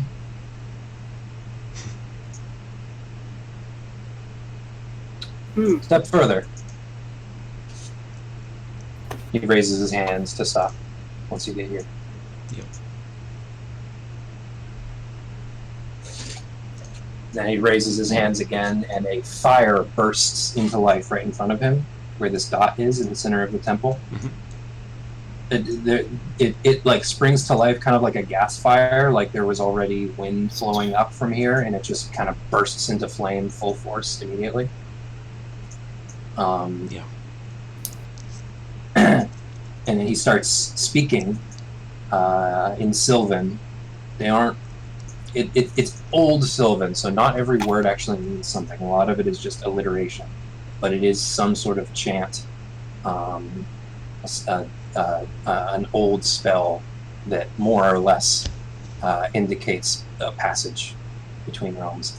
And the firelight starts to flicker and change colors, and it starts to flash many different colors in different parts of the fire, almost like fairy fire, quite like fairy fire actually. And the flame starts to flicker faster than fire usually does. Right. And both of you start to feel a little bit nauseous, as there's just something wrong. There's something wrong about the space around you. And then he stops chanting, but that feeling doesn't go away.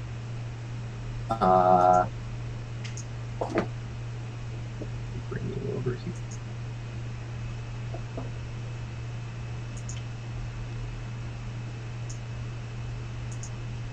You look around and things are different. They look like they were back then, but more colorful. Wow. There's flowers everywhere. There's more of the temple revealed. Then you go back. You see this again. And then you see both. Layered. It's not like you see half of one and half of the other. Somehow, in an incomprehensible, indescribable way, you see both simultaneously in the same space. Yeah. It is very disorienting. Let me drag you onto the map. And then a voice. You can see the Mid-Warden here, and you cannot. He is there and not there. And he says to you in a voice that you can both hear and not hear.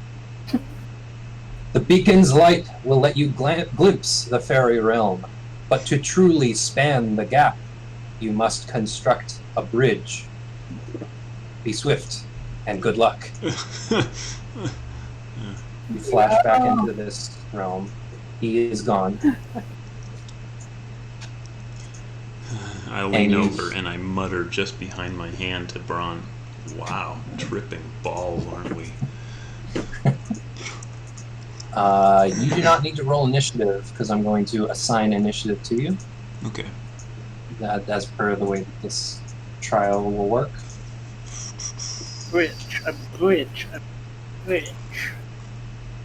You hear rustling from the tree line all around you, and you see things moving.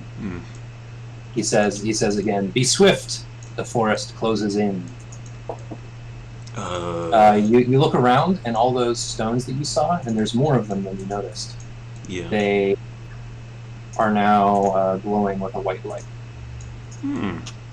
All the round stones. I see what you mean, yeah. So let me see, I'm assigning you 15 initiative. Both of you, so you take your turns simultaneously, or in whatever order you'd like. Yep.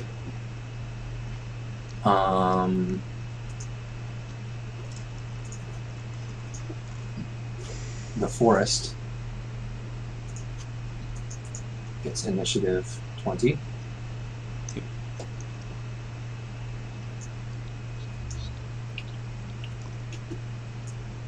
And something else, that nauseous feeling, that disoriented feeling, gets initiative 0.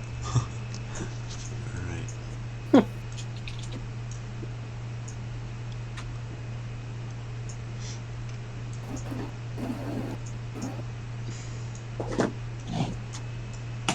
So they already moved. The forest already moved. Jasper and Braun, what would you like to do? I started. Go ahead. Does the fire exist in this reality, or is it only in the other? Let me make it visible. It's on the GM. Okay. All right. It's still flickering in wild colors. Bridge. Are we? Oh, what are we bridging to? I ask Braun.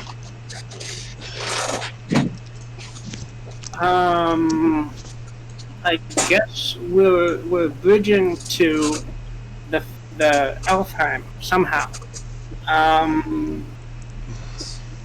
gonna to truly span the gap, you must first construct a bridge. Yep. I have a feeling it's a little bit symbolic at the very least, maybe a lot.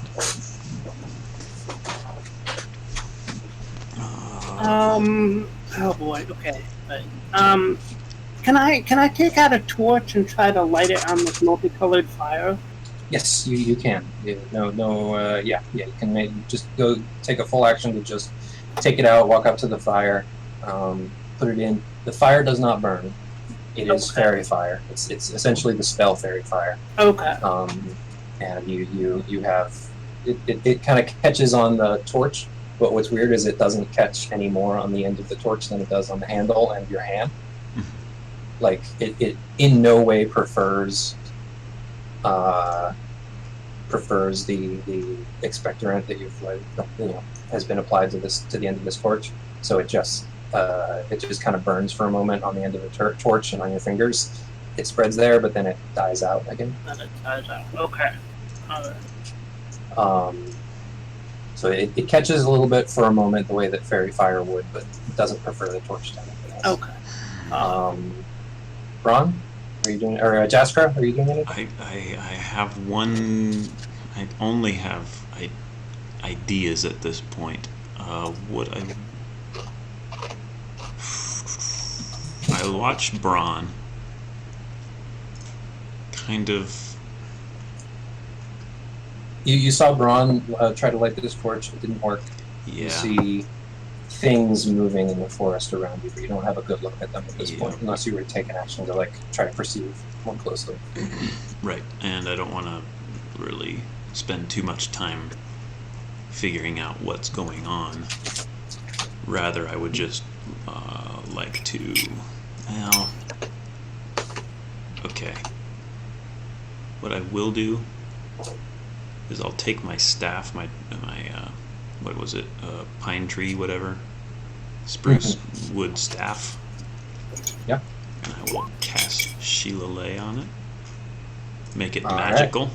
I don't know what that'll do, but just thinking practically, I pull out my fishing tackle as a kind of I don't know, symbolic-ish gesture. I'll pull the line out and tie it to my staff, and I'll mutter over to Braun, do you have anything that we could maybe put into the flame to pass to the other realm while I hold this end?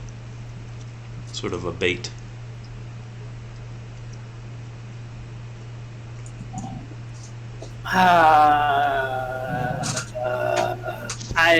I got nothing that I can think of, Jessica. I look over to your owl.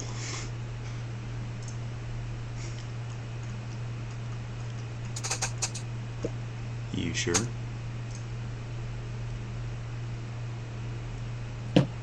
You want... Okay. What do you want to do? If we tie this end the free end of the line to the talon of your owl, and then send it through. I don't know. I'm just brainstorming. And we can. And then we hold my staff, which is somewhat magical at this point.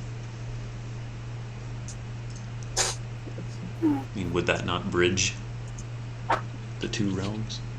I suppose it might. Mentally ask Willow to come over. We explain the plan. All right. We tie it to the line to his talon. No, he just grasps it in his talons. Yeah. He's not having it tied. And what does Willow do? Let's say this is Jasper's actions to do all that. Tie it on or hand it over. Yeah. Secure the fishing line to the staff. That's weird.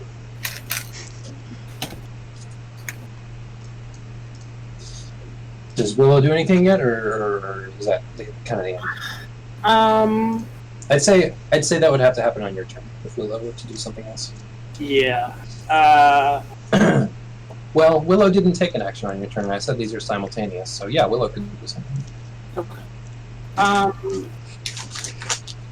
I guess Willow tries to disappear into the pocket dimension. All right. Willow does. Okay. I'll just disappear Willow for now. Just make Willow go to the GM there. All right. On initiative 0, that kind of nauseous feeling was pretty intense. You could feel it building while he was talking, and over like the course of a few rounds, like 3 rounds, it was building and building, and now it comes to a peak, and you almost feel like you're going to faint. And you shift. Now you can only just barely see the material realm. Yeah. And you're mostly in the Feywild here. Okay. On initiative 20. No, you're here. Nope, you're here. Oh, really? Isn't that where you were? Well, we walked up to the flame and we were like going to... Oh, you did, didn't you? No, you're right. I'm sorry. That's good. Yeah, you were right. Oh yeah, let me make the flame. Is the flame visible? It is, yes. On the map? Yeah, we Okay. can see it. Yeah. Yeah. The whole terrain is different, but the basic like positioning of the temple is more or less the same. On this initiative, you look behind you. You hear the voice again say, "Danger approaches from all sides and all realms." Oh. And down here you see a large, brilliantly colorful snail slowly inch its way onto the map.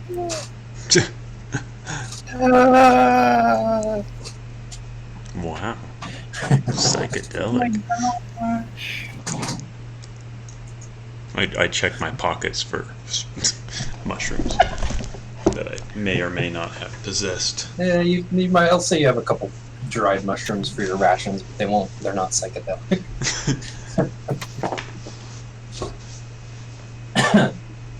What do you two want to do on your turn? You look around. You can see the terrain that's on the map.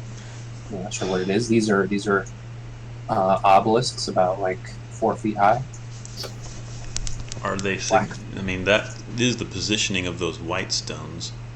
Or yes, they are not the same. Not the same shape remotely. These are completely different. Those were just like 1/2 foot tall, just round half circle stones. These are 4 foot tall black stone obelisks. Jasper, let's try and touch the obelisks in this realm, and then the light orbs in the other realms. Maybe that's what he meant by build a bridge. These areas here, this is like 5 foot high, where it poked out of the dirt before. This is a tower, about 15 feet off the ground. I have a thing. Do you still want to go through with that? Because I have a way we can get up there. Yeah, let's try it. What you got? I'm gonna cast jump on on Braun. Okay. So you can jump really high right now. Oh, I love the spell components. Great. All right. You get up there. I wonder if we both need to be touching one. This is a ramp, by the way. It's like sloped. 2, 3, 4. That nauseous feeling is almost completely gone. It's very, very faint, but it's slowly building. All right. I'm going to try out this jump and kind of jump and touch the. All right. You give it a try. You can jump quite high. This is only about 5 feet, so it's like a little bit. It's either a scramble or a jump, but you jump clean up. You don't even have to touch anything with your hands. Okay. You just hop up the 5 feet, no problem. Cool. This obelisk has writing on it. Oh. It has on one side. I'll say this in near side. It has. Oh no! It would be on the corner. Right. It would be on the. It's on the corner facing into the center of the flame. Let me reveal the writing to you. Make sure before I reveal them. So carve the vertical line that you see over here. The vertical line is the corner of the stone, and the carvings here are on both sides of the stone or just one. So the vertical line is functioning as the corner of the stone. This is Sylvan, so you know that it can be drawn on a flat surface with the vertical line. Right now, the corner of the stone is functioning as the vertical line. Yep. And because you read Sylvan, I'll reveal to you these letters: Vor, Iota, Beth, Gort, Ifin, On, Rus. These are not words, these are essentially characters, and together this means nothing. This is not a word. Up or down, although you usually read Sylvan up, from the bottom up, like a tree, but this means nothing.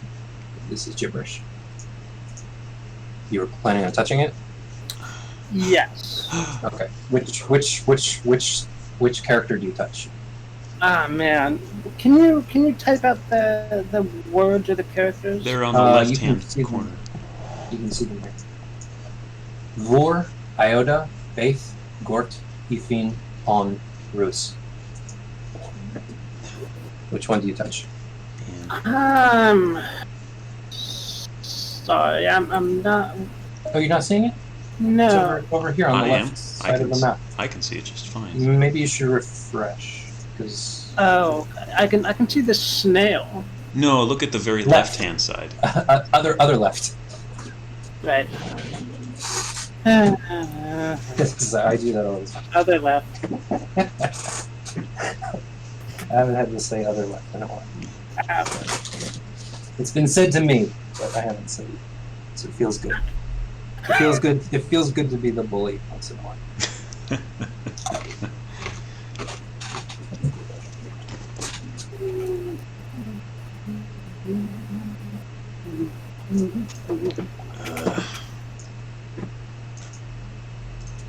I see a clue, but of course I'm not up there, so I can't really see any clues. Yeah. So you can touch just just basically where on the obelisk you touch. The things at the top and bottom are not symbols; those just indicate the beginning and end. But again, as a whole, this means nothing. This is not a word. Okay, I'm gonna touch Bieth. All right, touch Bieth. It glows with it glows a little bit with a white light. Just that single character glows on the right side of the obelisk. Okay. That's your turn. Okay. Jasper. Yep. I am going to. It's your turn because you touch it, and you definitely feel like a connection with it when you touch it, and you run your finger slowly along the symbol, and that takes your action to do that, and then it goes. So you know that activating these takes an action. Okay. Jasper. I would like to run down to, or rather, kind of scamper down to this closer one on the pyramid. You see those symbols on this inner corner here. And you recognize them because you also read Sylvan. Same exact symbols. Mm-hmm. Vor, Iota, Faith, Gort, Ifing, Holman, Bruce. Let me have them. I have another set here just to.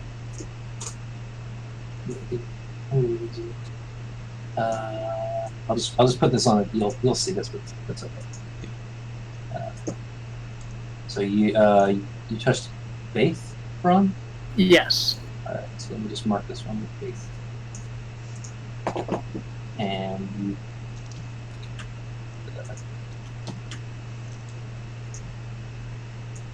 And what are you touching? 5, 6, 7. There's 7 of these. There's 7 symbols. I guess Ruis. Ruis. Glows with a white light.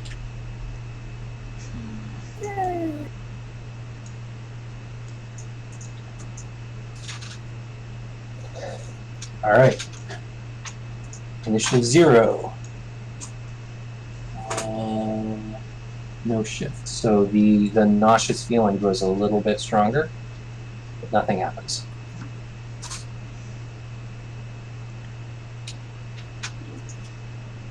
Okay. The snail gets a little closer. It's just inching, slamming its way across the ground here. That's some good speed. Yeah. I'm gonna make it a little slower actually because it's moving over sand. Oh, okay. I'm gonna say the sand is difficult terrain for a snail. You can actually, weirdly enough, in the distance, you can't see it, but you can hear what sounds almost like seabirds and like the crashing of waves, which doesn't make any sense given like the terrain you just left. Yeah. Yeah. And this is clearly sand and like tropical. That way. Yeah. Jaskra. Oh, and Brown. Same times. Mm-hmm. Oh. So you both touch the symbols and they light up independently. Only the symbol that you activated. Alright, so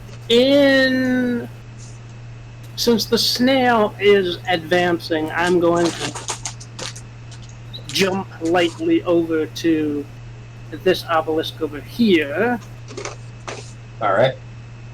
And do I see the same thing? You do, on this inner corner facing the fire. Okay. Jaska, you touched R before? Uh-huh. Okay. Do G. I'm gonna touch Iota. Iota. Alright.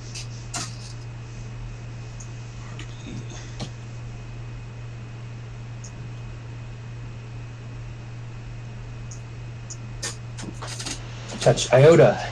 Run your finger along the symbol. A little more complicated, but you do the thing where like you put one finger in each groove and then just kind of claw your hand around, and it just has an action, you're able to activate it. And the whole symbol glows. A faint white light. Cool. Wow. Jasper, what are you doing? Look oddly at Braun. Cock an eyebrow, scramble down, run over to the the top one on this pyramid. I don't know. Scramble up. Hit the gourd. Yeah, the gourd one. It's just standing on the ground. You don't need to. Oh, this one. These ones are lower down then. Yeah, it's the stone around these ones is raised. Gotcha. Okay. Yeah, this one. And this one's up on a tower of its own. Yep. This one will be Gort, I think. Just because I don't. Okay.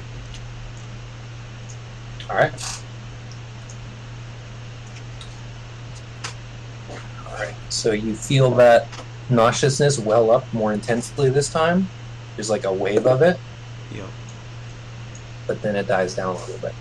It's still more intense than before, but like it swelled pretty intensely and then fell a little bit. It was sort of like 2 steps forward, 1 step back. The fire over here, which when you shifted, I forgot to mention, was not colorful. Mm-hmm. It was like a normal fire, but like a big, bright, hot fire. Yeah. Like you felt the heat when you were standing here, which you didn't in the other realm. It's starting to get more colorful now and flare more quickly. Each time you feel that disorientation well up, the fire wells up too. What how color is it? Just shifting between all of them all at once, or lots of just a bunch, just all the colors that fairy fire usually does. I see.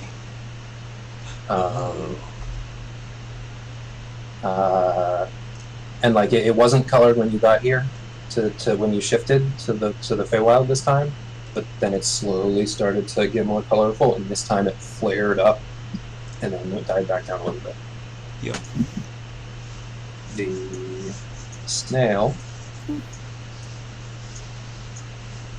it's a little bit closer.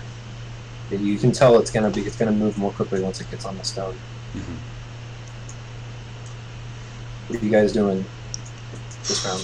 Oh boy.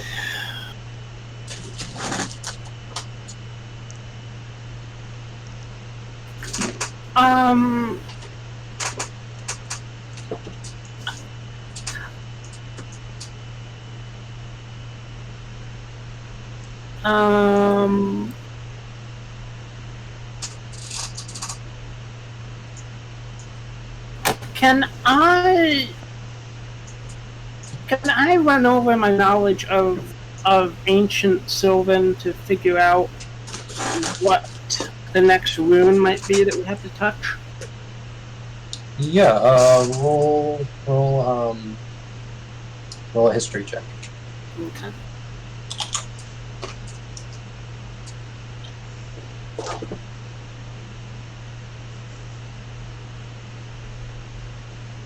I'm not seeing an E rune, so yeah. They correspond to well, I'll wait till you roll.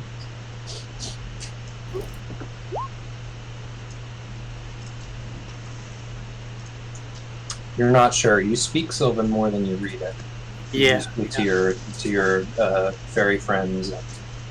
You've read it a bit, but you've never really written much except to Jaskra. Yeah. So you're not really familiar with a lot of the meaning behind most of the symbols. Sure. You just have a functional written vocabulary, as well as a fluent vocal training in the language. Oh. So you're not able to tell much. The most you can tell is that this is definitely not a word. All of these together, it's just disparate symbols.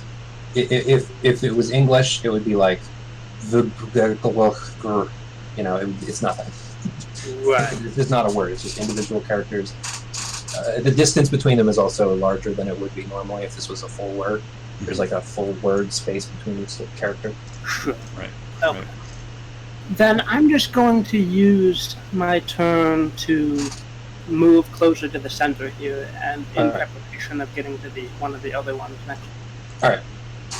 You can do that, especially with jump. Boing. You can straight up leap from this platform here to this one. Because this is lower down a little bit because of the stairs. Oh right. But, you can move further. I'm just saying that normally you'd have to get down, jump down here, run up the stairs, up to here, but you're able to just hop, boing. So you can essentially go your full 30 feet in that direction. The jump's doing a lot of work. Yeah, I'll go so Jasper knows where I am. All right. The fire is less hot than it was before. Okay. And you went already, Jasper? No. Okay. I'm going to touch the Gort symbol again on this tower just to see what happens.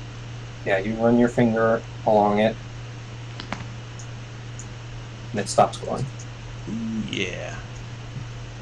All right. It goes back to the way it was. None of the symbols are glowing. Oh. On this obelisk. Yep. The other ones are still lit. So you can select and unselect them. I have an idea. I have a very probable solution to this, but I mean, out of character, I think we should shift back to the prime material plane, but I'm not sure if I need to run a check As you on say anything. that, the fire over here goes completely cold, brightly colorful. It flares out of control, and you almost feel like you're going to fall down the stairs from nausea. Wow. As you shift. Back to the material plane. Wait, how did you get onto that step and me? Never mind. Oh yeah, you can switch yourselves around. Let me figure out. Hold on, now I have to switch back and forth looking at the fucking rooms you selected. That's Faith, Iota, Bruce. Faith, Iota, Bruce.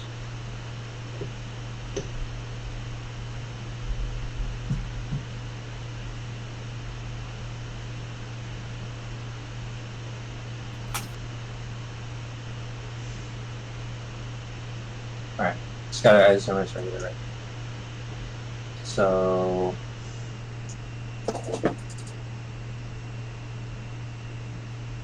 this stone up here,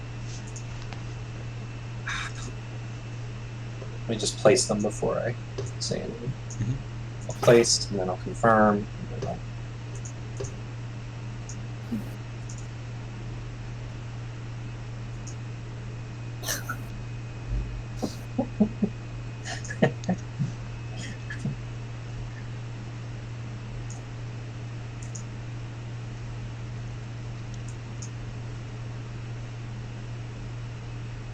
Faith, Iota, Bruce. Got it. Okay. 3 obelisks that you touched in those places. This one, the stone is now glowing a bright blue. This one is glowing a bright purple, like a bright, like a deep bluish, like midnight purple. This one is glowing bright crimson red. I begin to smile and shoot. It just still is like, okay, now I'm a little bit more confused.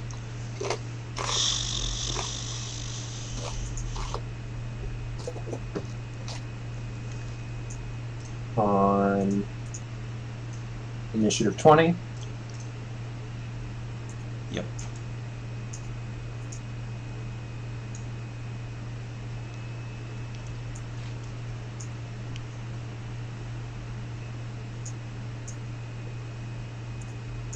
Ooh, bushes. freeze. Yeah, you remember we could get shrubbed in Achaea. And that's what we would be. And that's what you would become. It's just a bush that rustled. Yeah, you see they already like got started a little bit, but weirdly, if they were moving at a consistent pace, they should have gotten further by now. It looks like time doesn't move in the other realm. While you're between them, you're in this weird time space. Yep. Cool. Where they only move while you're here. Either that, or they freeze in place until you come back, which would also be weird. If I were to duck around back down to this red stone and closely examine the area around it itself, is there any sort of like writing that I could try to correlate? There is not.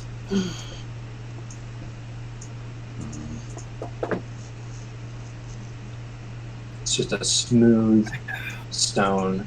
It's very faintly glowing, but it is bright crimson red.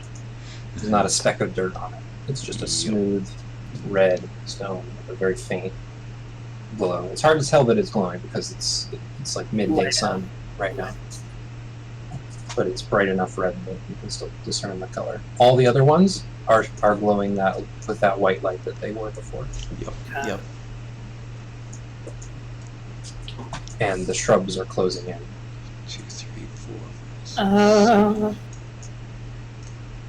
And the flame is just a flame in this. The flame is a regular flame. Okay. Yeah. All right. It's quite hot where you're standing, Ron. Jasker, I'm gonna head to the northwest stone. Yes. And try and touch it. Okay.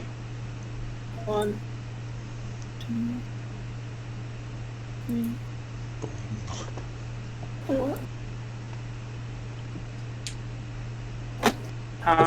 The fire starts growing and changing color much more quickly than it did in the fairy realm.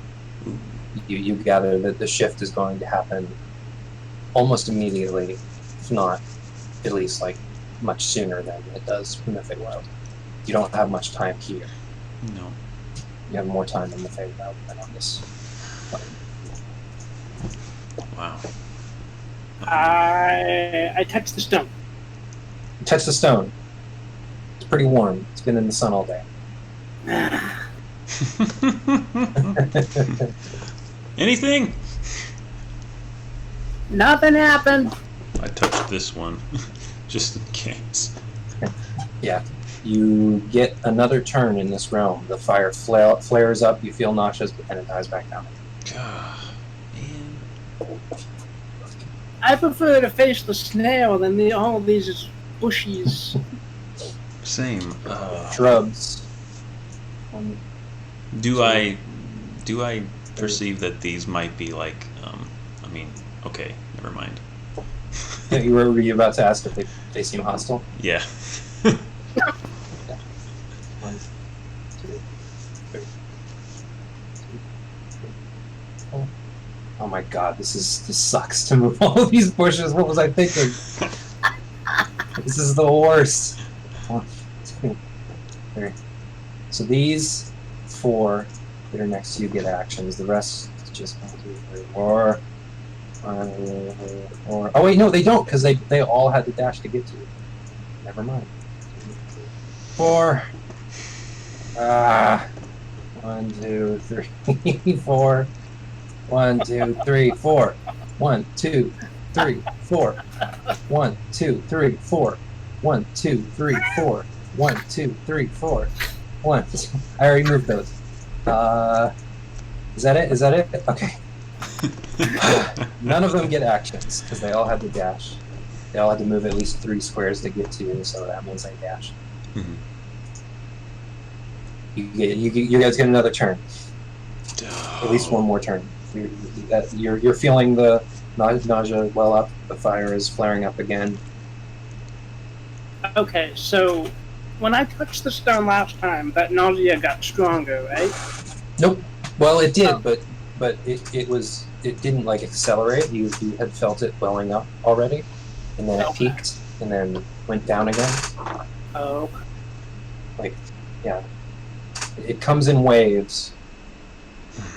It seems like on your first round in the Feywild, it leaves you alone, but then it starts to well up in waves. Here, it just starts immediately. So you've had one wave of nausea so far. Mm-hmm. You can still kind of see the Feywild a little bit, but only a little. What would you like to do? You have these shrubs are shambling towards you, and you see little hands made out of wood. These little clawed root hands that are just clawing out towards you, trying to grab you and claw you. Both of you do. And you're taking your turn simultaneously. Yep. Alright. Man. Okay. Since we can't induce that nausea and get back to the Feywild just now, you just gotta ride the wave. Yep. Yeah. I'm gonna see those little clawed bush creatures coming at me, and kind of panic a little bit, and try to toast one of them with a firebolt at admittedly close range, but disadvantage. Yeah. 8.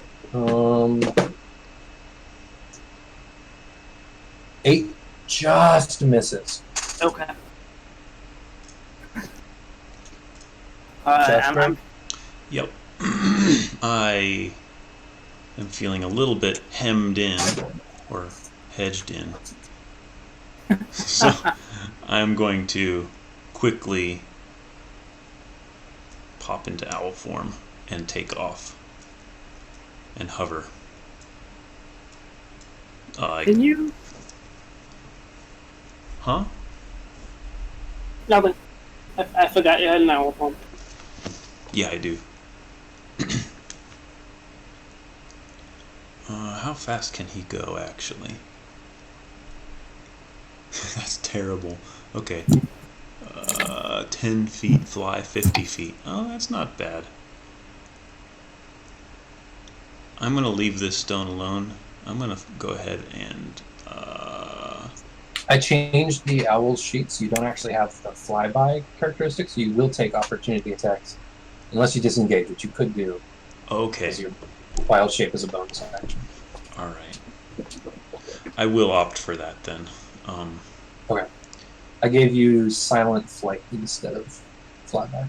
Okay.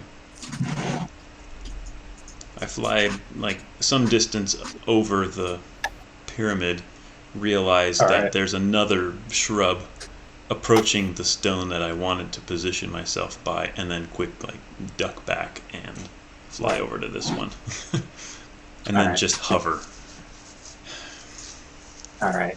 You look, as you're flying up higher, you can just you can see the landscape around you, the vast dim forest stretching out around you. It's just this sea of green trees. Roll for the shift. And you see it shift into an actual sea surrounding an island. You see many other islands poking up around. As you shift to the Feywild. Yep. Where were you? You were over here. Over here, yeah. In owl form. So drag your owl. Yep. That would be under O.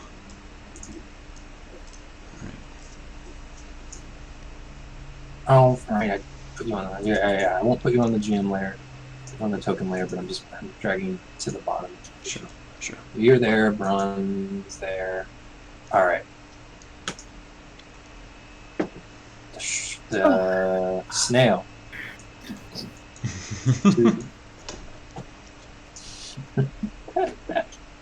Alright, very slow.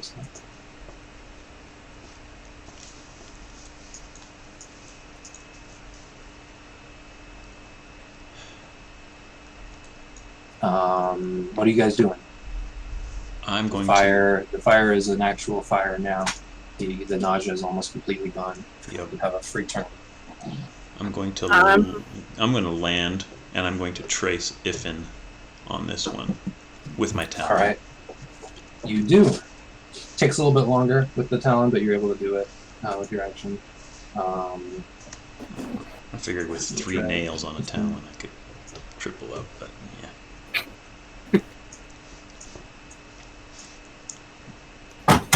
What are you doing, Braun? I'm going to reach out onto the obelisk closest to me. I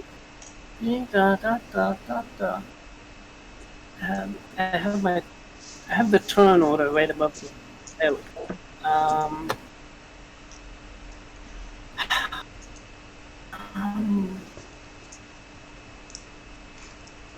I will be watching Braun very closely. I am gonna trace Gort on this one. Gort. All right. I'm on the other map right now. Gort.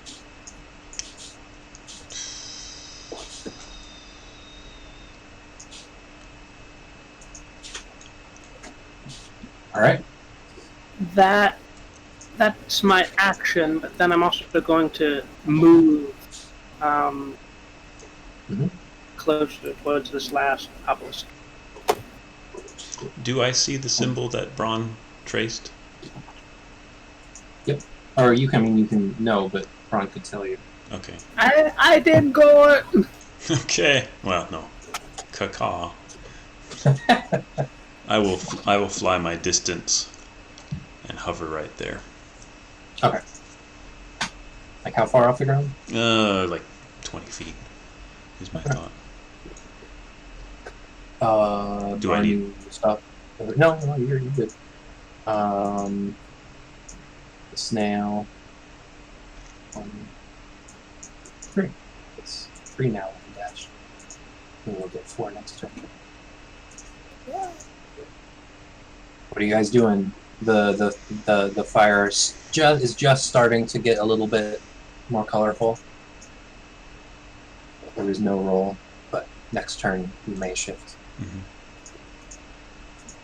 What are you guys doing? Go ahead, Braun. Alright, go for the last. Wait. Rather, I turn and like flap my wings as like, come on, come on, come on.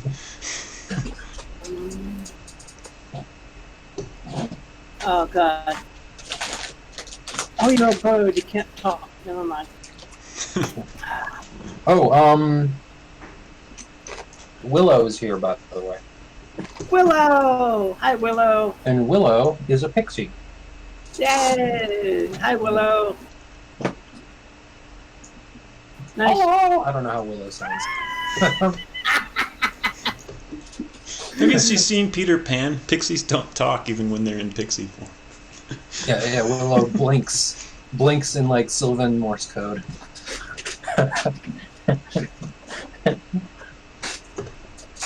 Flutters around you for a second. I'm gonna trace the rune on this last obelisk. Which one? ONM. All right. You are going to trace on the trace on the. Yes, that's what threw me.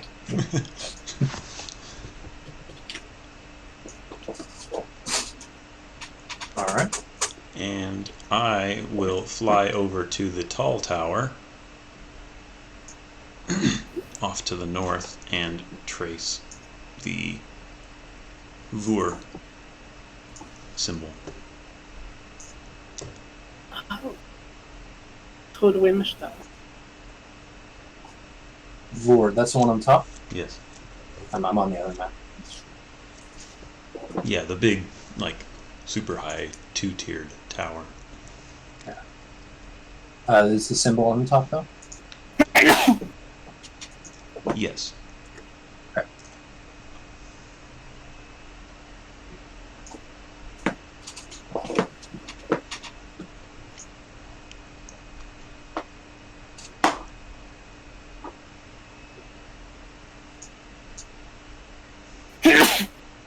Bless you.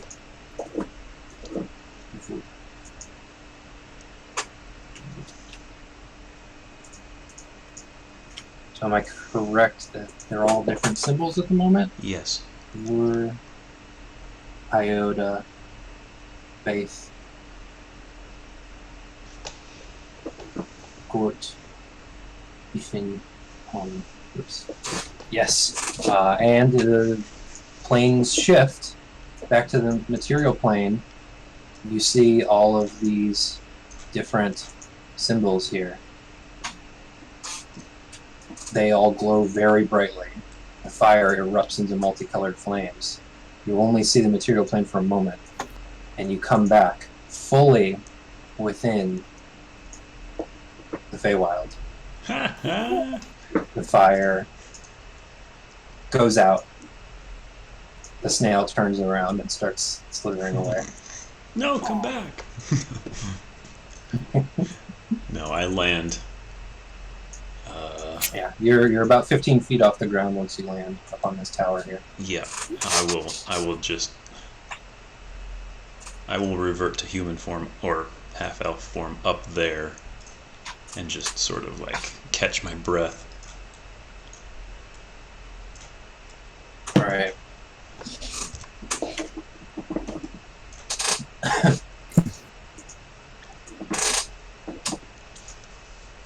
You hear a deep rumbling voice, like shaking the ground below you. It almost feels like it's coming out of the stonework around you. You hear this voice like echoing in Sylvan. Why have you come?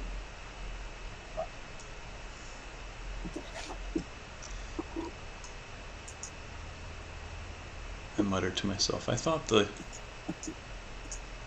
it would be a female voice. Oh well. Maybe it is. It's just deep.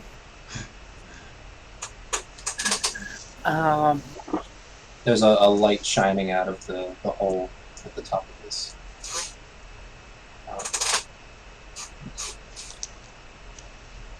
Can I ask Willow if there's any kind of a protocol for dealing with whatever entity this is?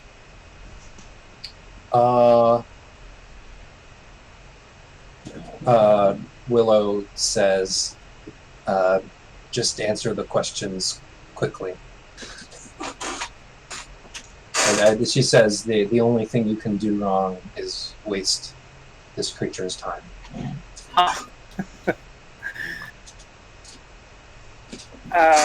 We seek to banish a great evil from Midgard. And what is it? Interrupts you. What is this evil?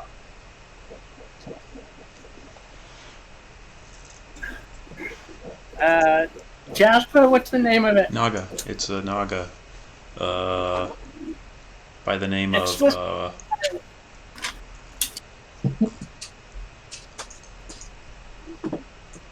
Expecto Patronum. No.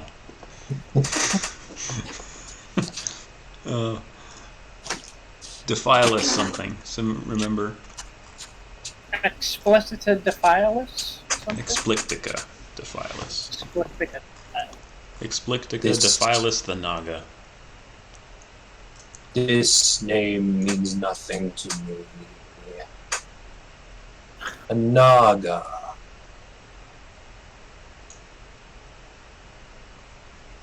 A spirit Naga. Yes? You feel this. Both of you make a wisdom saving throw. Sure.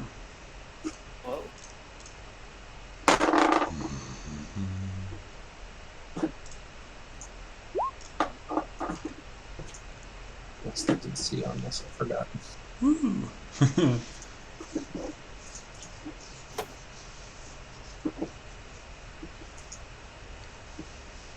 You both just barely failed. So you feel this peering presence in the back of your mind. Something looking, searching. it's uncomfortable. It's invasive. And you look around, it's like you feel like there must be something hovering right over your shoulder. And it says, "Yes, I will help you." You feel this like deep rumbling sound in the ground beneath you. And over here, you would both see this at this point. The ground at the top of this tower starts to. Let me hide the fire. The ground starts to rumble, and the stones around here fall in. They just like start to crumble inward, and the hole gets bigger. Yep. And it doesn't get much bigger, but it gets big enough for a fairly large feathered serpent to fly out of the hole here and curl around in the air. It flies out very quickly and starts to curl in the air a little bit. It's about as long as a school bus and about as like thick as a small pine. So it's not enormous, but it's larger than any snake you've seen before. Yeah. And its feathers are like dazzling array of colors that all have this kind of shifting iridescence to them. It curls back down, facing this way, and says, "Approach me." His voice is in your minds now, no longer booming from below the stone, but just sort of speaking into your mind in Sylvan. Yep. Nice. What? All right. I will hop down from the tower. I don't know how much that takes, but... and then I find myself hemmed in by walls. Duck down, run up the ramp.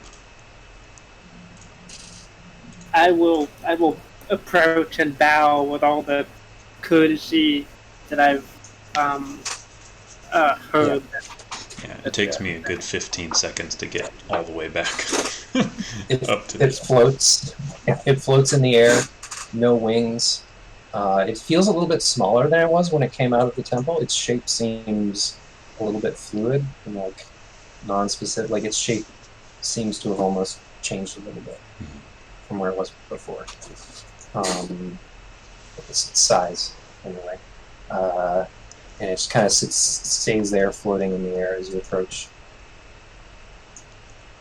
Stand still. Stand straight. And receive my blessing. What do you do?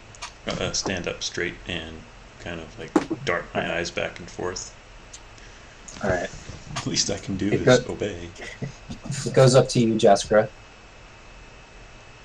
Like, it seems to grow a little larger as it gets closer, almost like it was further away than you thought.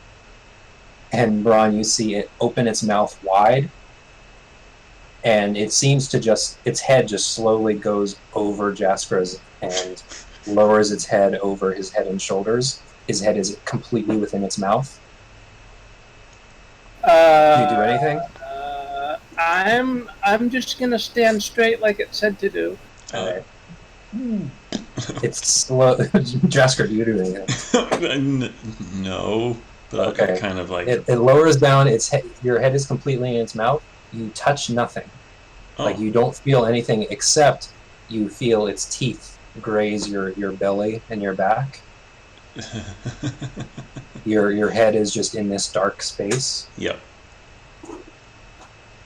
And you smell a pine forest. You feel this indescribable feeling. The only way I can describe this feeling that you feel right now is old. You feel something very, very old very wise.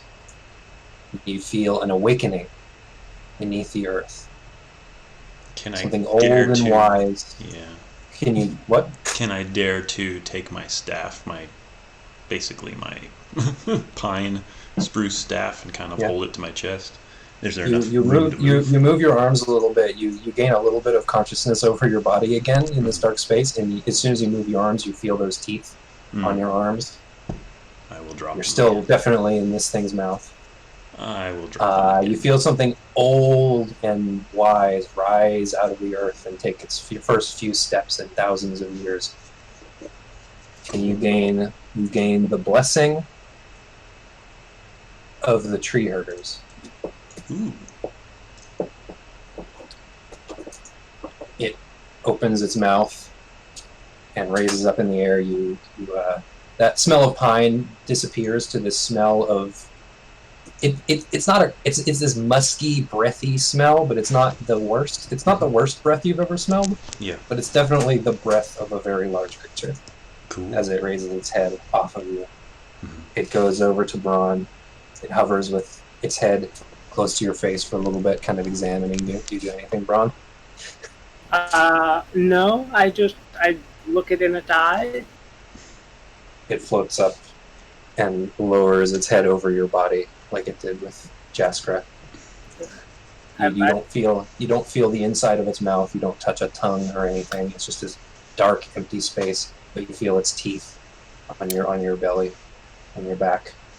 You are in this dark space, and you feel an indescribable feeling.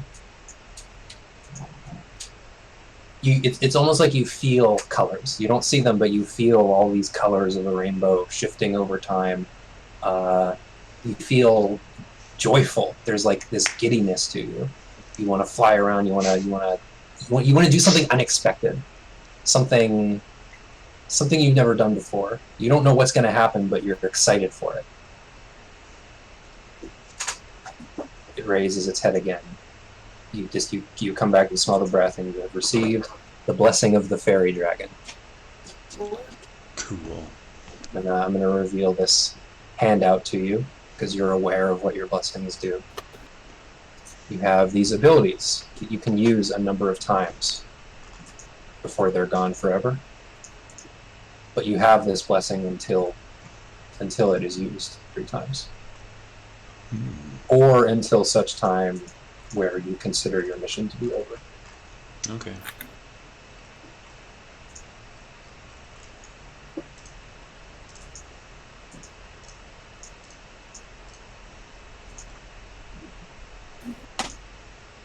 All right. Can you see under handouts the Mid-Warden's boon? Yes.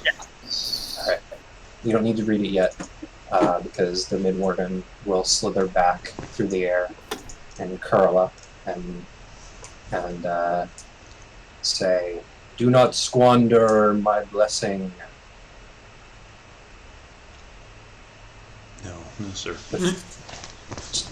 If you could see a snake smile a little bit, it kind of does. And she says, "The Mid-Warden is too free with his gifts.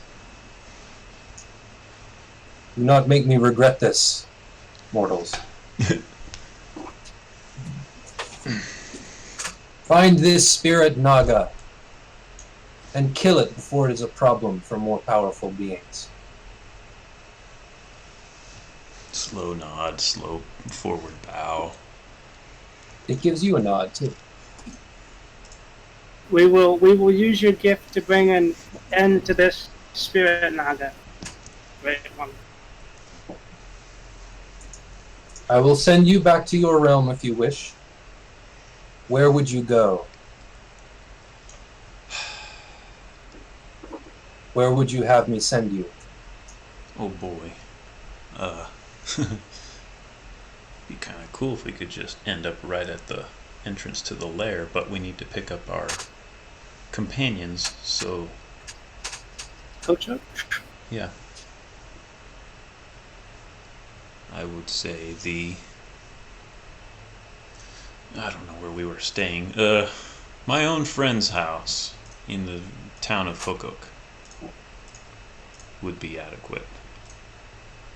The serpent nods and kind of slithers backwards in this weird way, down back into the hole left here. The stones reform, closing the top of this temple.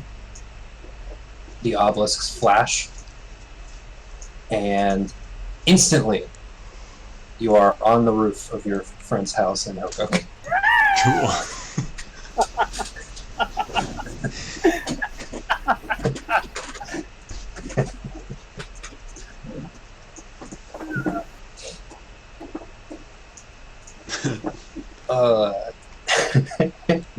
I think we can end there. Probably a good idea. All right. So yeah. You've got the blessings now. Cool. Midwarden's boon. Braun, you have the blessing of the fairy dragon. When you fall to 0 hit points, you can choose to activate it. You don't have to use it if you fall to 0 hit points, but you can. No action required.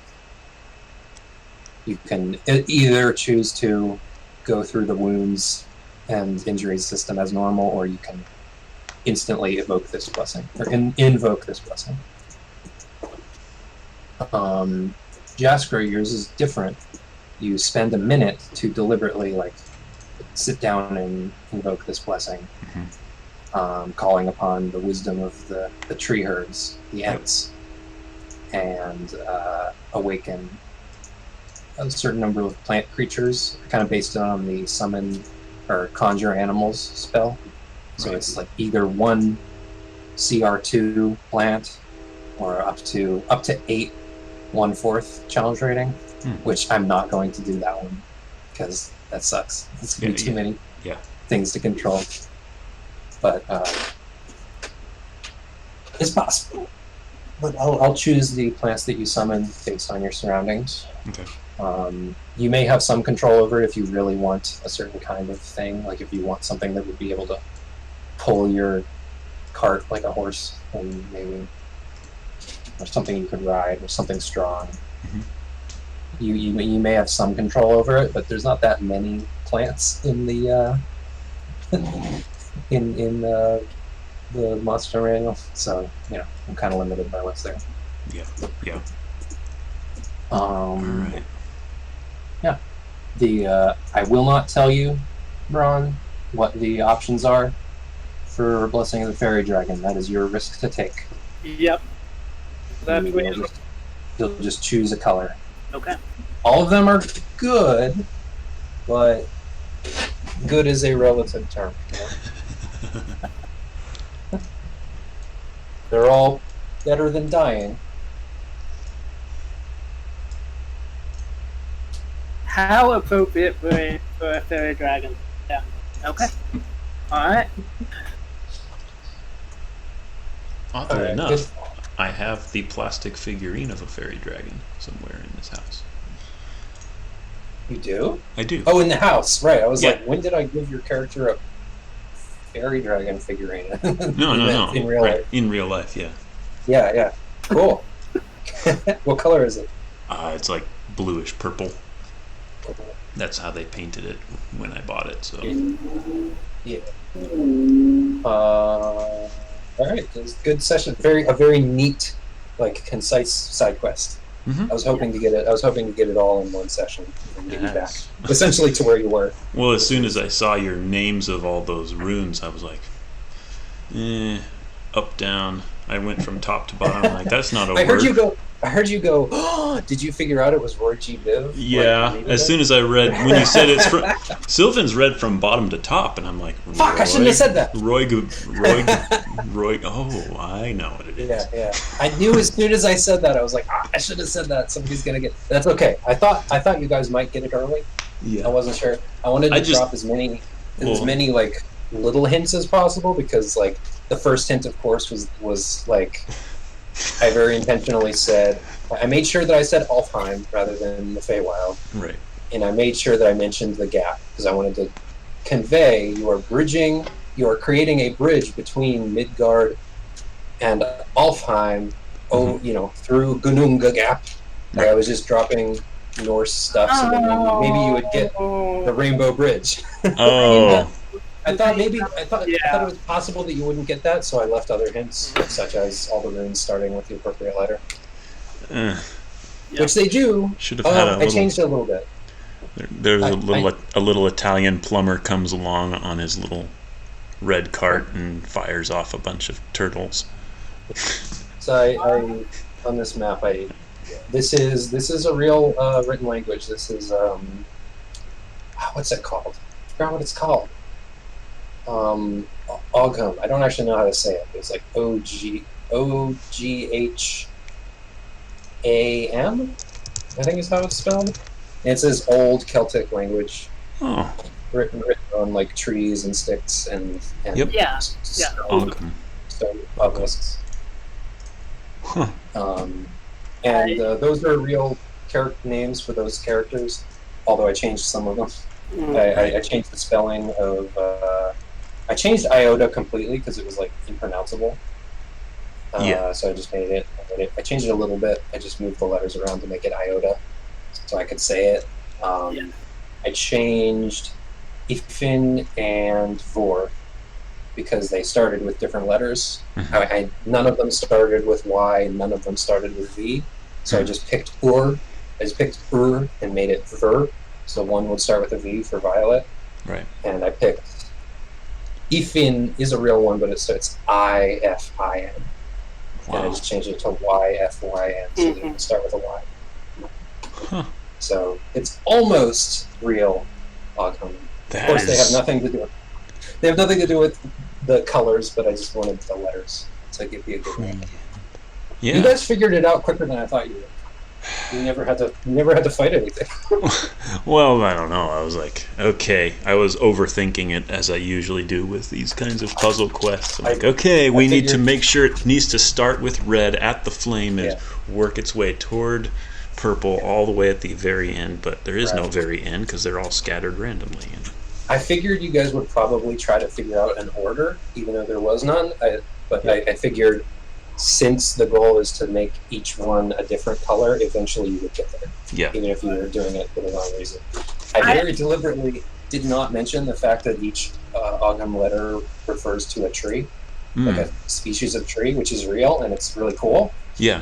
But I didn't want to say that because I knew that someone would fixate on it and get distracted. Oh, I will now, though. I originally thought we had to spell bridge, but then like halfway through I was like, okay, there's no E, so... Right. And then by the time we got back here, I was like, okay, I think we just need to do one of each. I didn't actually figure out the color connect the rainbow. Right, I'll reveal my little cheat sheet here on the map. I had on the GM layer next to each of these letters had a little color indicator. Oh yeah. Just for me to remember. And on the other one, I think I had some markers here. I can't remember. No, not really. I just had down at the bottom. I had all the different colored orbs ready to place. Nice. Yeah, so I was pretty happy with it. I'm glad it worked out because I've never built a puzzle for D&D like this before. Yeah, no, that's a cool one. I was nervous giving you a random encounter first because I was like, is this going to take too long? Yeah. Is it going to... But it worked out. The timing worked out. I'm wondring, for your injuries, how many of them can we incur before we're actually dead? I don't think that there's a specific number. It's just you're more likely to die because your arm is broken. The fact that you can't use your shield makes you more vulnerable. So it's kind of like in real life. Like each injury just raises your chances of dying from something. Gotcha. It does work the same way as the death saving throws in that if you continue to get injured, if you continue to accumulate death strikes, in your wounded state. Okay. And it's the same as death saves, except that you don't make them every turn. It's only when you're hit. So you are quite a bit more durable than the normal system. But there's the drawback, of course, is that things will attack you while you're at 0 hit points because you're still a threat, and you'll accumulate injuries which may last longer than combat does. Mm-hmm. For instance, your broken arm, you guys didn't really use healing magic to like heal it over that rest, so I think it's still broken. But like, if you use, well, no, you used a healing spell and you rested, I'll say it's not broken anymore. Your shield, however, is. Mm-hmm. You do not have a shield. You have a broken shield. Yes, I'll have to think about that. And the fact that we're back to town, I can probably go get another. Yeah, you're thinking of buying a shield and something else? What was the other thing? Oh, I don't know. We could get that out of the way now before we go. Yeah. Just so we remember. I hope I didn't lose my fishing line.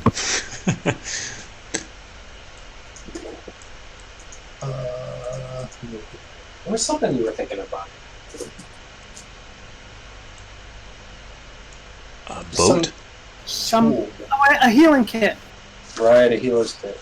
Good point. Yeah, Waylon has a healer's kit, but she's used it once before, so she might want to do that. Which I don't actually have mechanics for how that works, but I think I usually say that it has 2 uses, so I'll just make her pay half price. Right. Healer's kit. Healer's kit. Is it under tools? Yeah, it's under, I think it's under tools. Herbalism kit.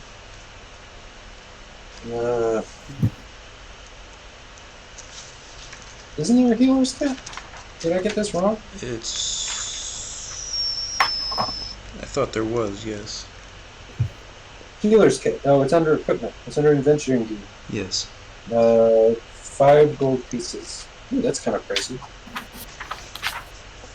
Yeah, 5 gold pieces. So for, I'll just say it's 2 gold pieces to fill up, to get Waylon's back up to 2 uses.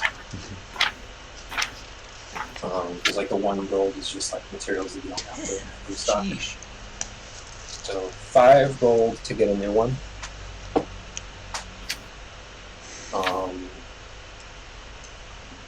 But that's 1 gold you won't have to spend next time you need to restock it. Yep. I will go ahead and pay I'll travel down into town and pay the 10 gold to get a new shield. Alright, 10 gold for a new shield. Are you buying healer's kits? It's probably not a bad idea. I could stand to... I mean, I've got medicine, so I can just do it by myself, but... You can. But the healer's kit is more reliable. I think you don't have to make a check. Yes. I think it just works, but the consumables are the kit. It's not a bad deal. I'm willing to shell out a little bit for it myself. Jasper, I just want to clarify. We have our horse handler, John. Yes. I'm not actually able to pay him the gold per day to have him be in our service. Would you be able to do that? Yes. How much is he asking? Yeah, how much did I say he was? I'm double checking this. He was, I think he said 1 gold per day. I might have said that. I think it was like somewhere between skilled and unskilled hireling. Because like he is a skilled hireling, but he's not like a fighter. He's not an unskilled hireling. Like, he's trained his whole life to do this job. And he is going to travel with you into dangerous places. But skilled is 2 gold per day. Unskilled, untrained is 2 silver. So yeah, 1 gold is like close to in between, maybe on the low side. Alright. I just added that to his bio. Right. Yeah, I think I can handle paying John. Not a problem. You haven't paid him yet because he didn't come with you. Right. You don't have to until you start taking him out of town. He's not handling your horses yet. Right.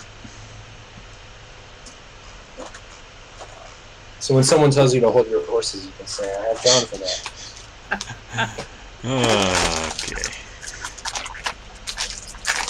All right.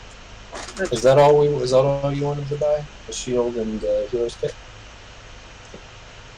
Oh, do you want to restock Waylands? Sure. Or do you want to leave it at one use? No, let's go ahead and restock Wayland's as well. That'll be two gold. Just 2, okay. 7. All right. All right, so I'm gonna go. Good session. Mm-hmm. Yeah. Yeah, thank you. Next week, maybe the week after. I'll confirm with party 1. Next week I'm going to be out. Okay, that works out. Maybe. I don't know. I'll have to check my schedule, but I'm open to accelerating sessions a little bit. I've gotten into a bit of a rhythm. Yeah. So I might be able to run you guys both in 1 week, but we'll see. Yeah. I'll let you know what my schedule looks like as it approaches. So. All right. See ya. Yep. Take care. See ya. Mm-hmm. All right. That was fun. Yeah.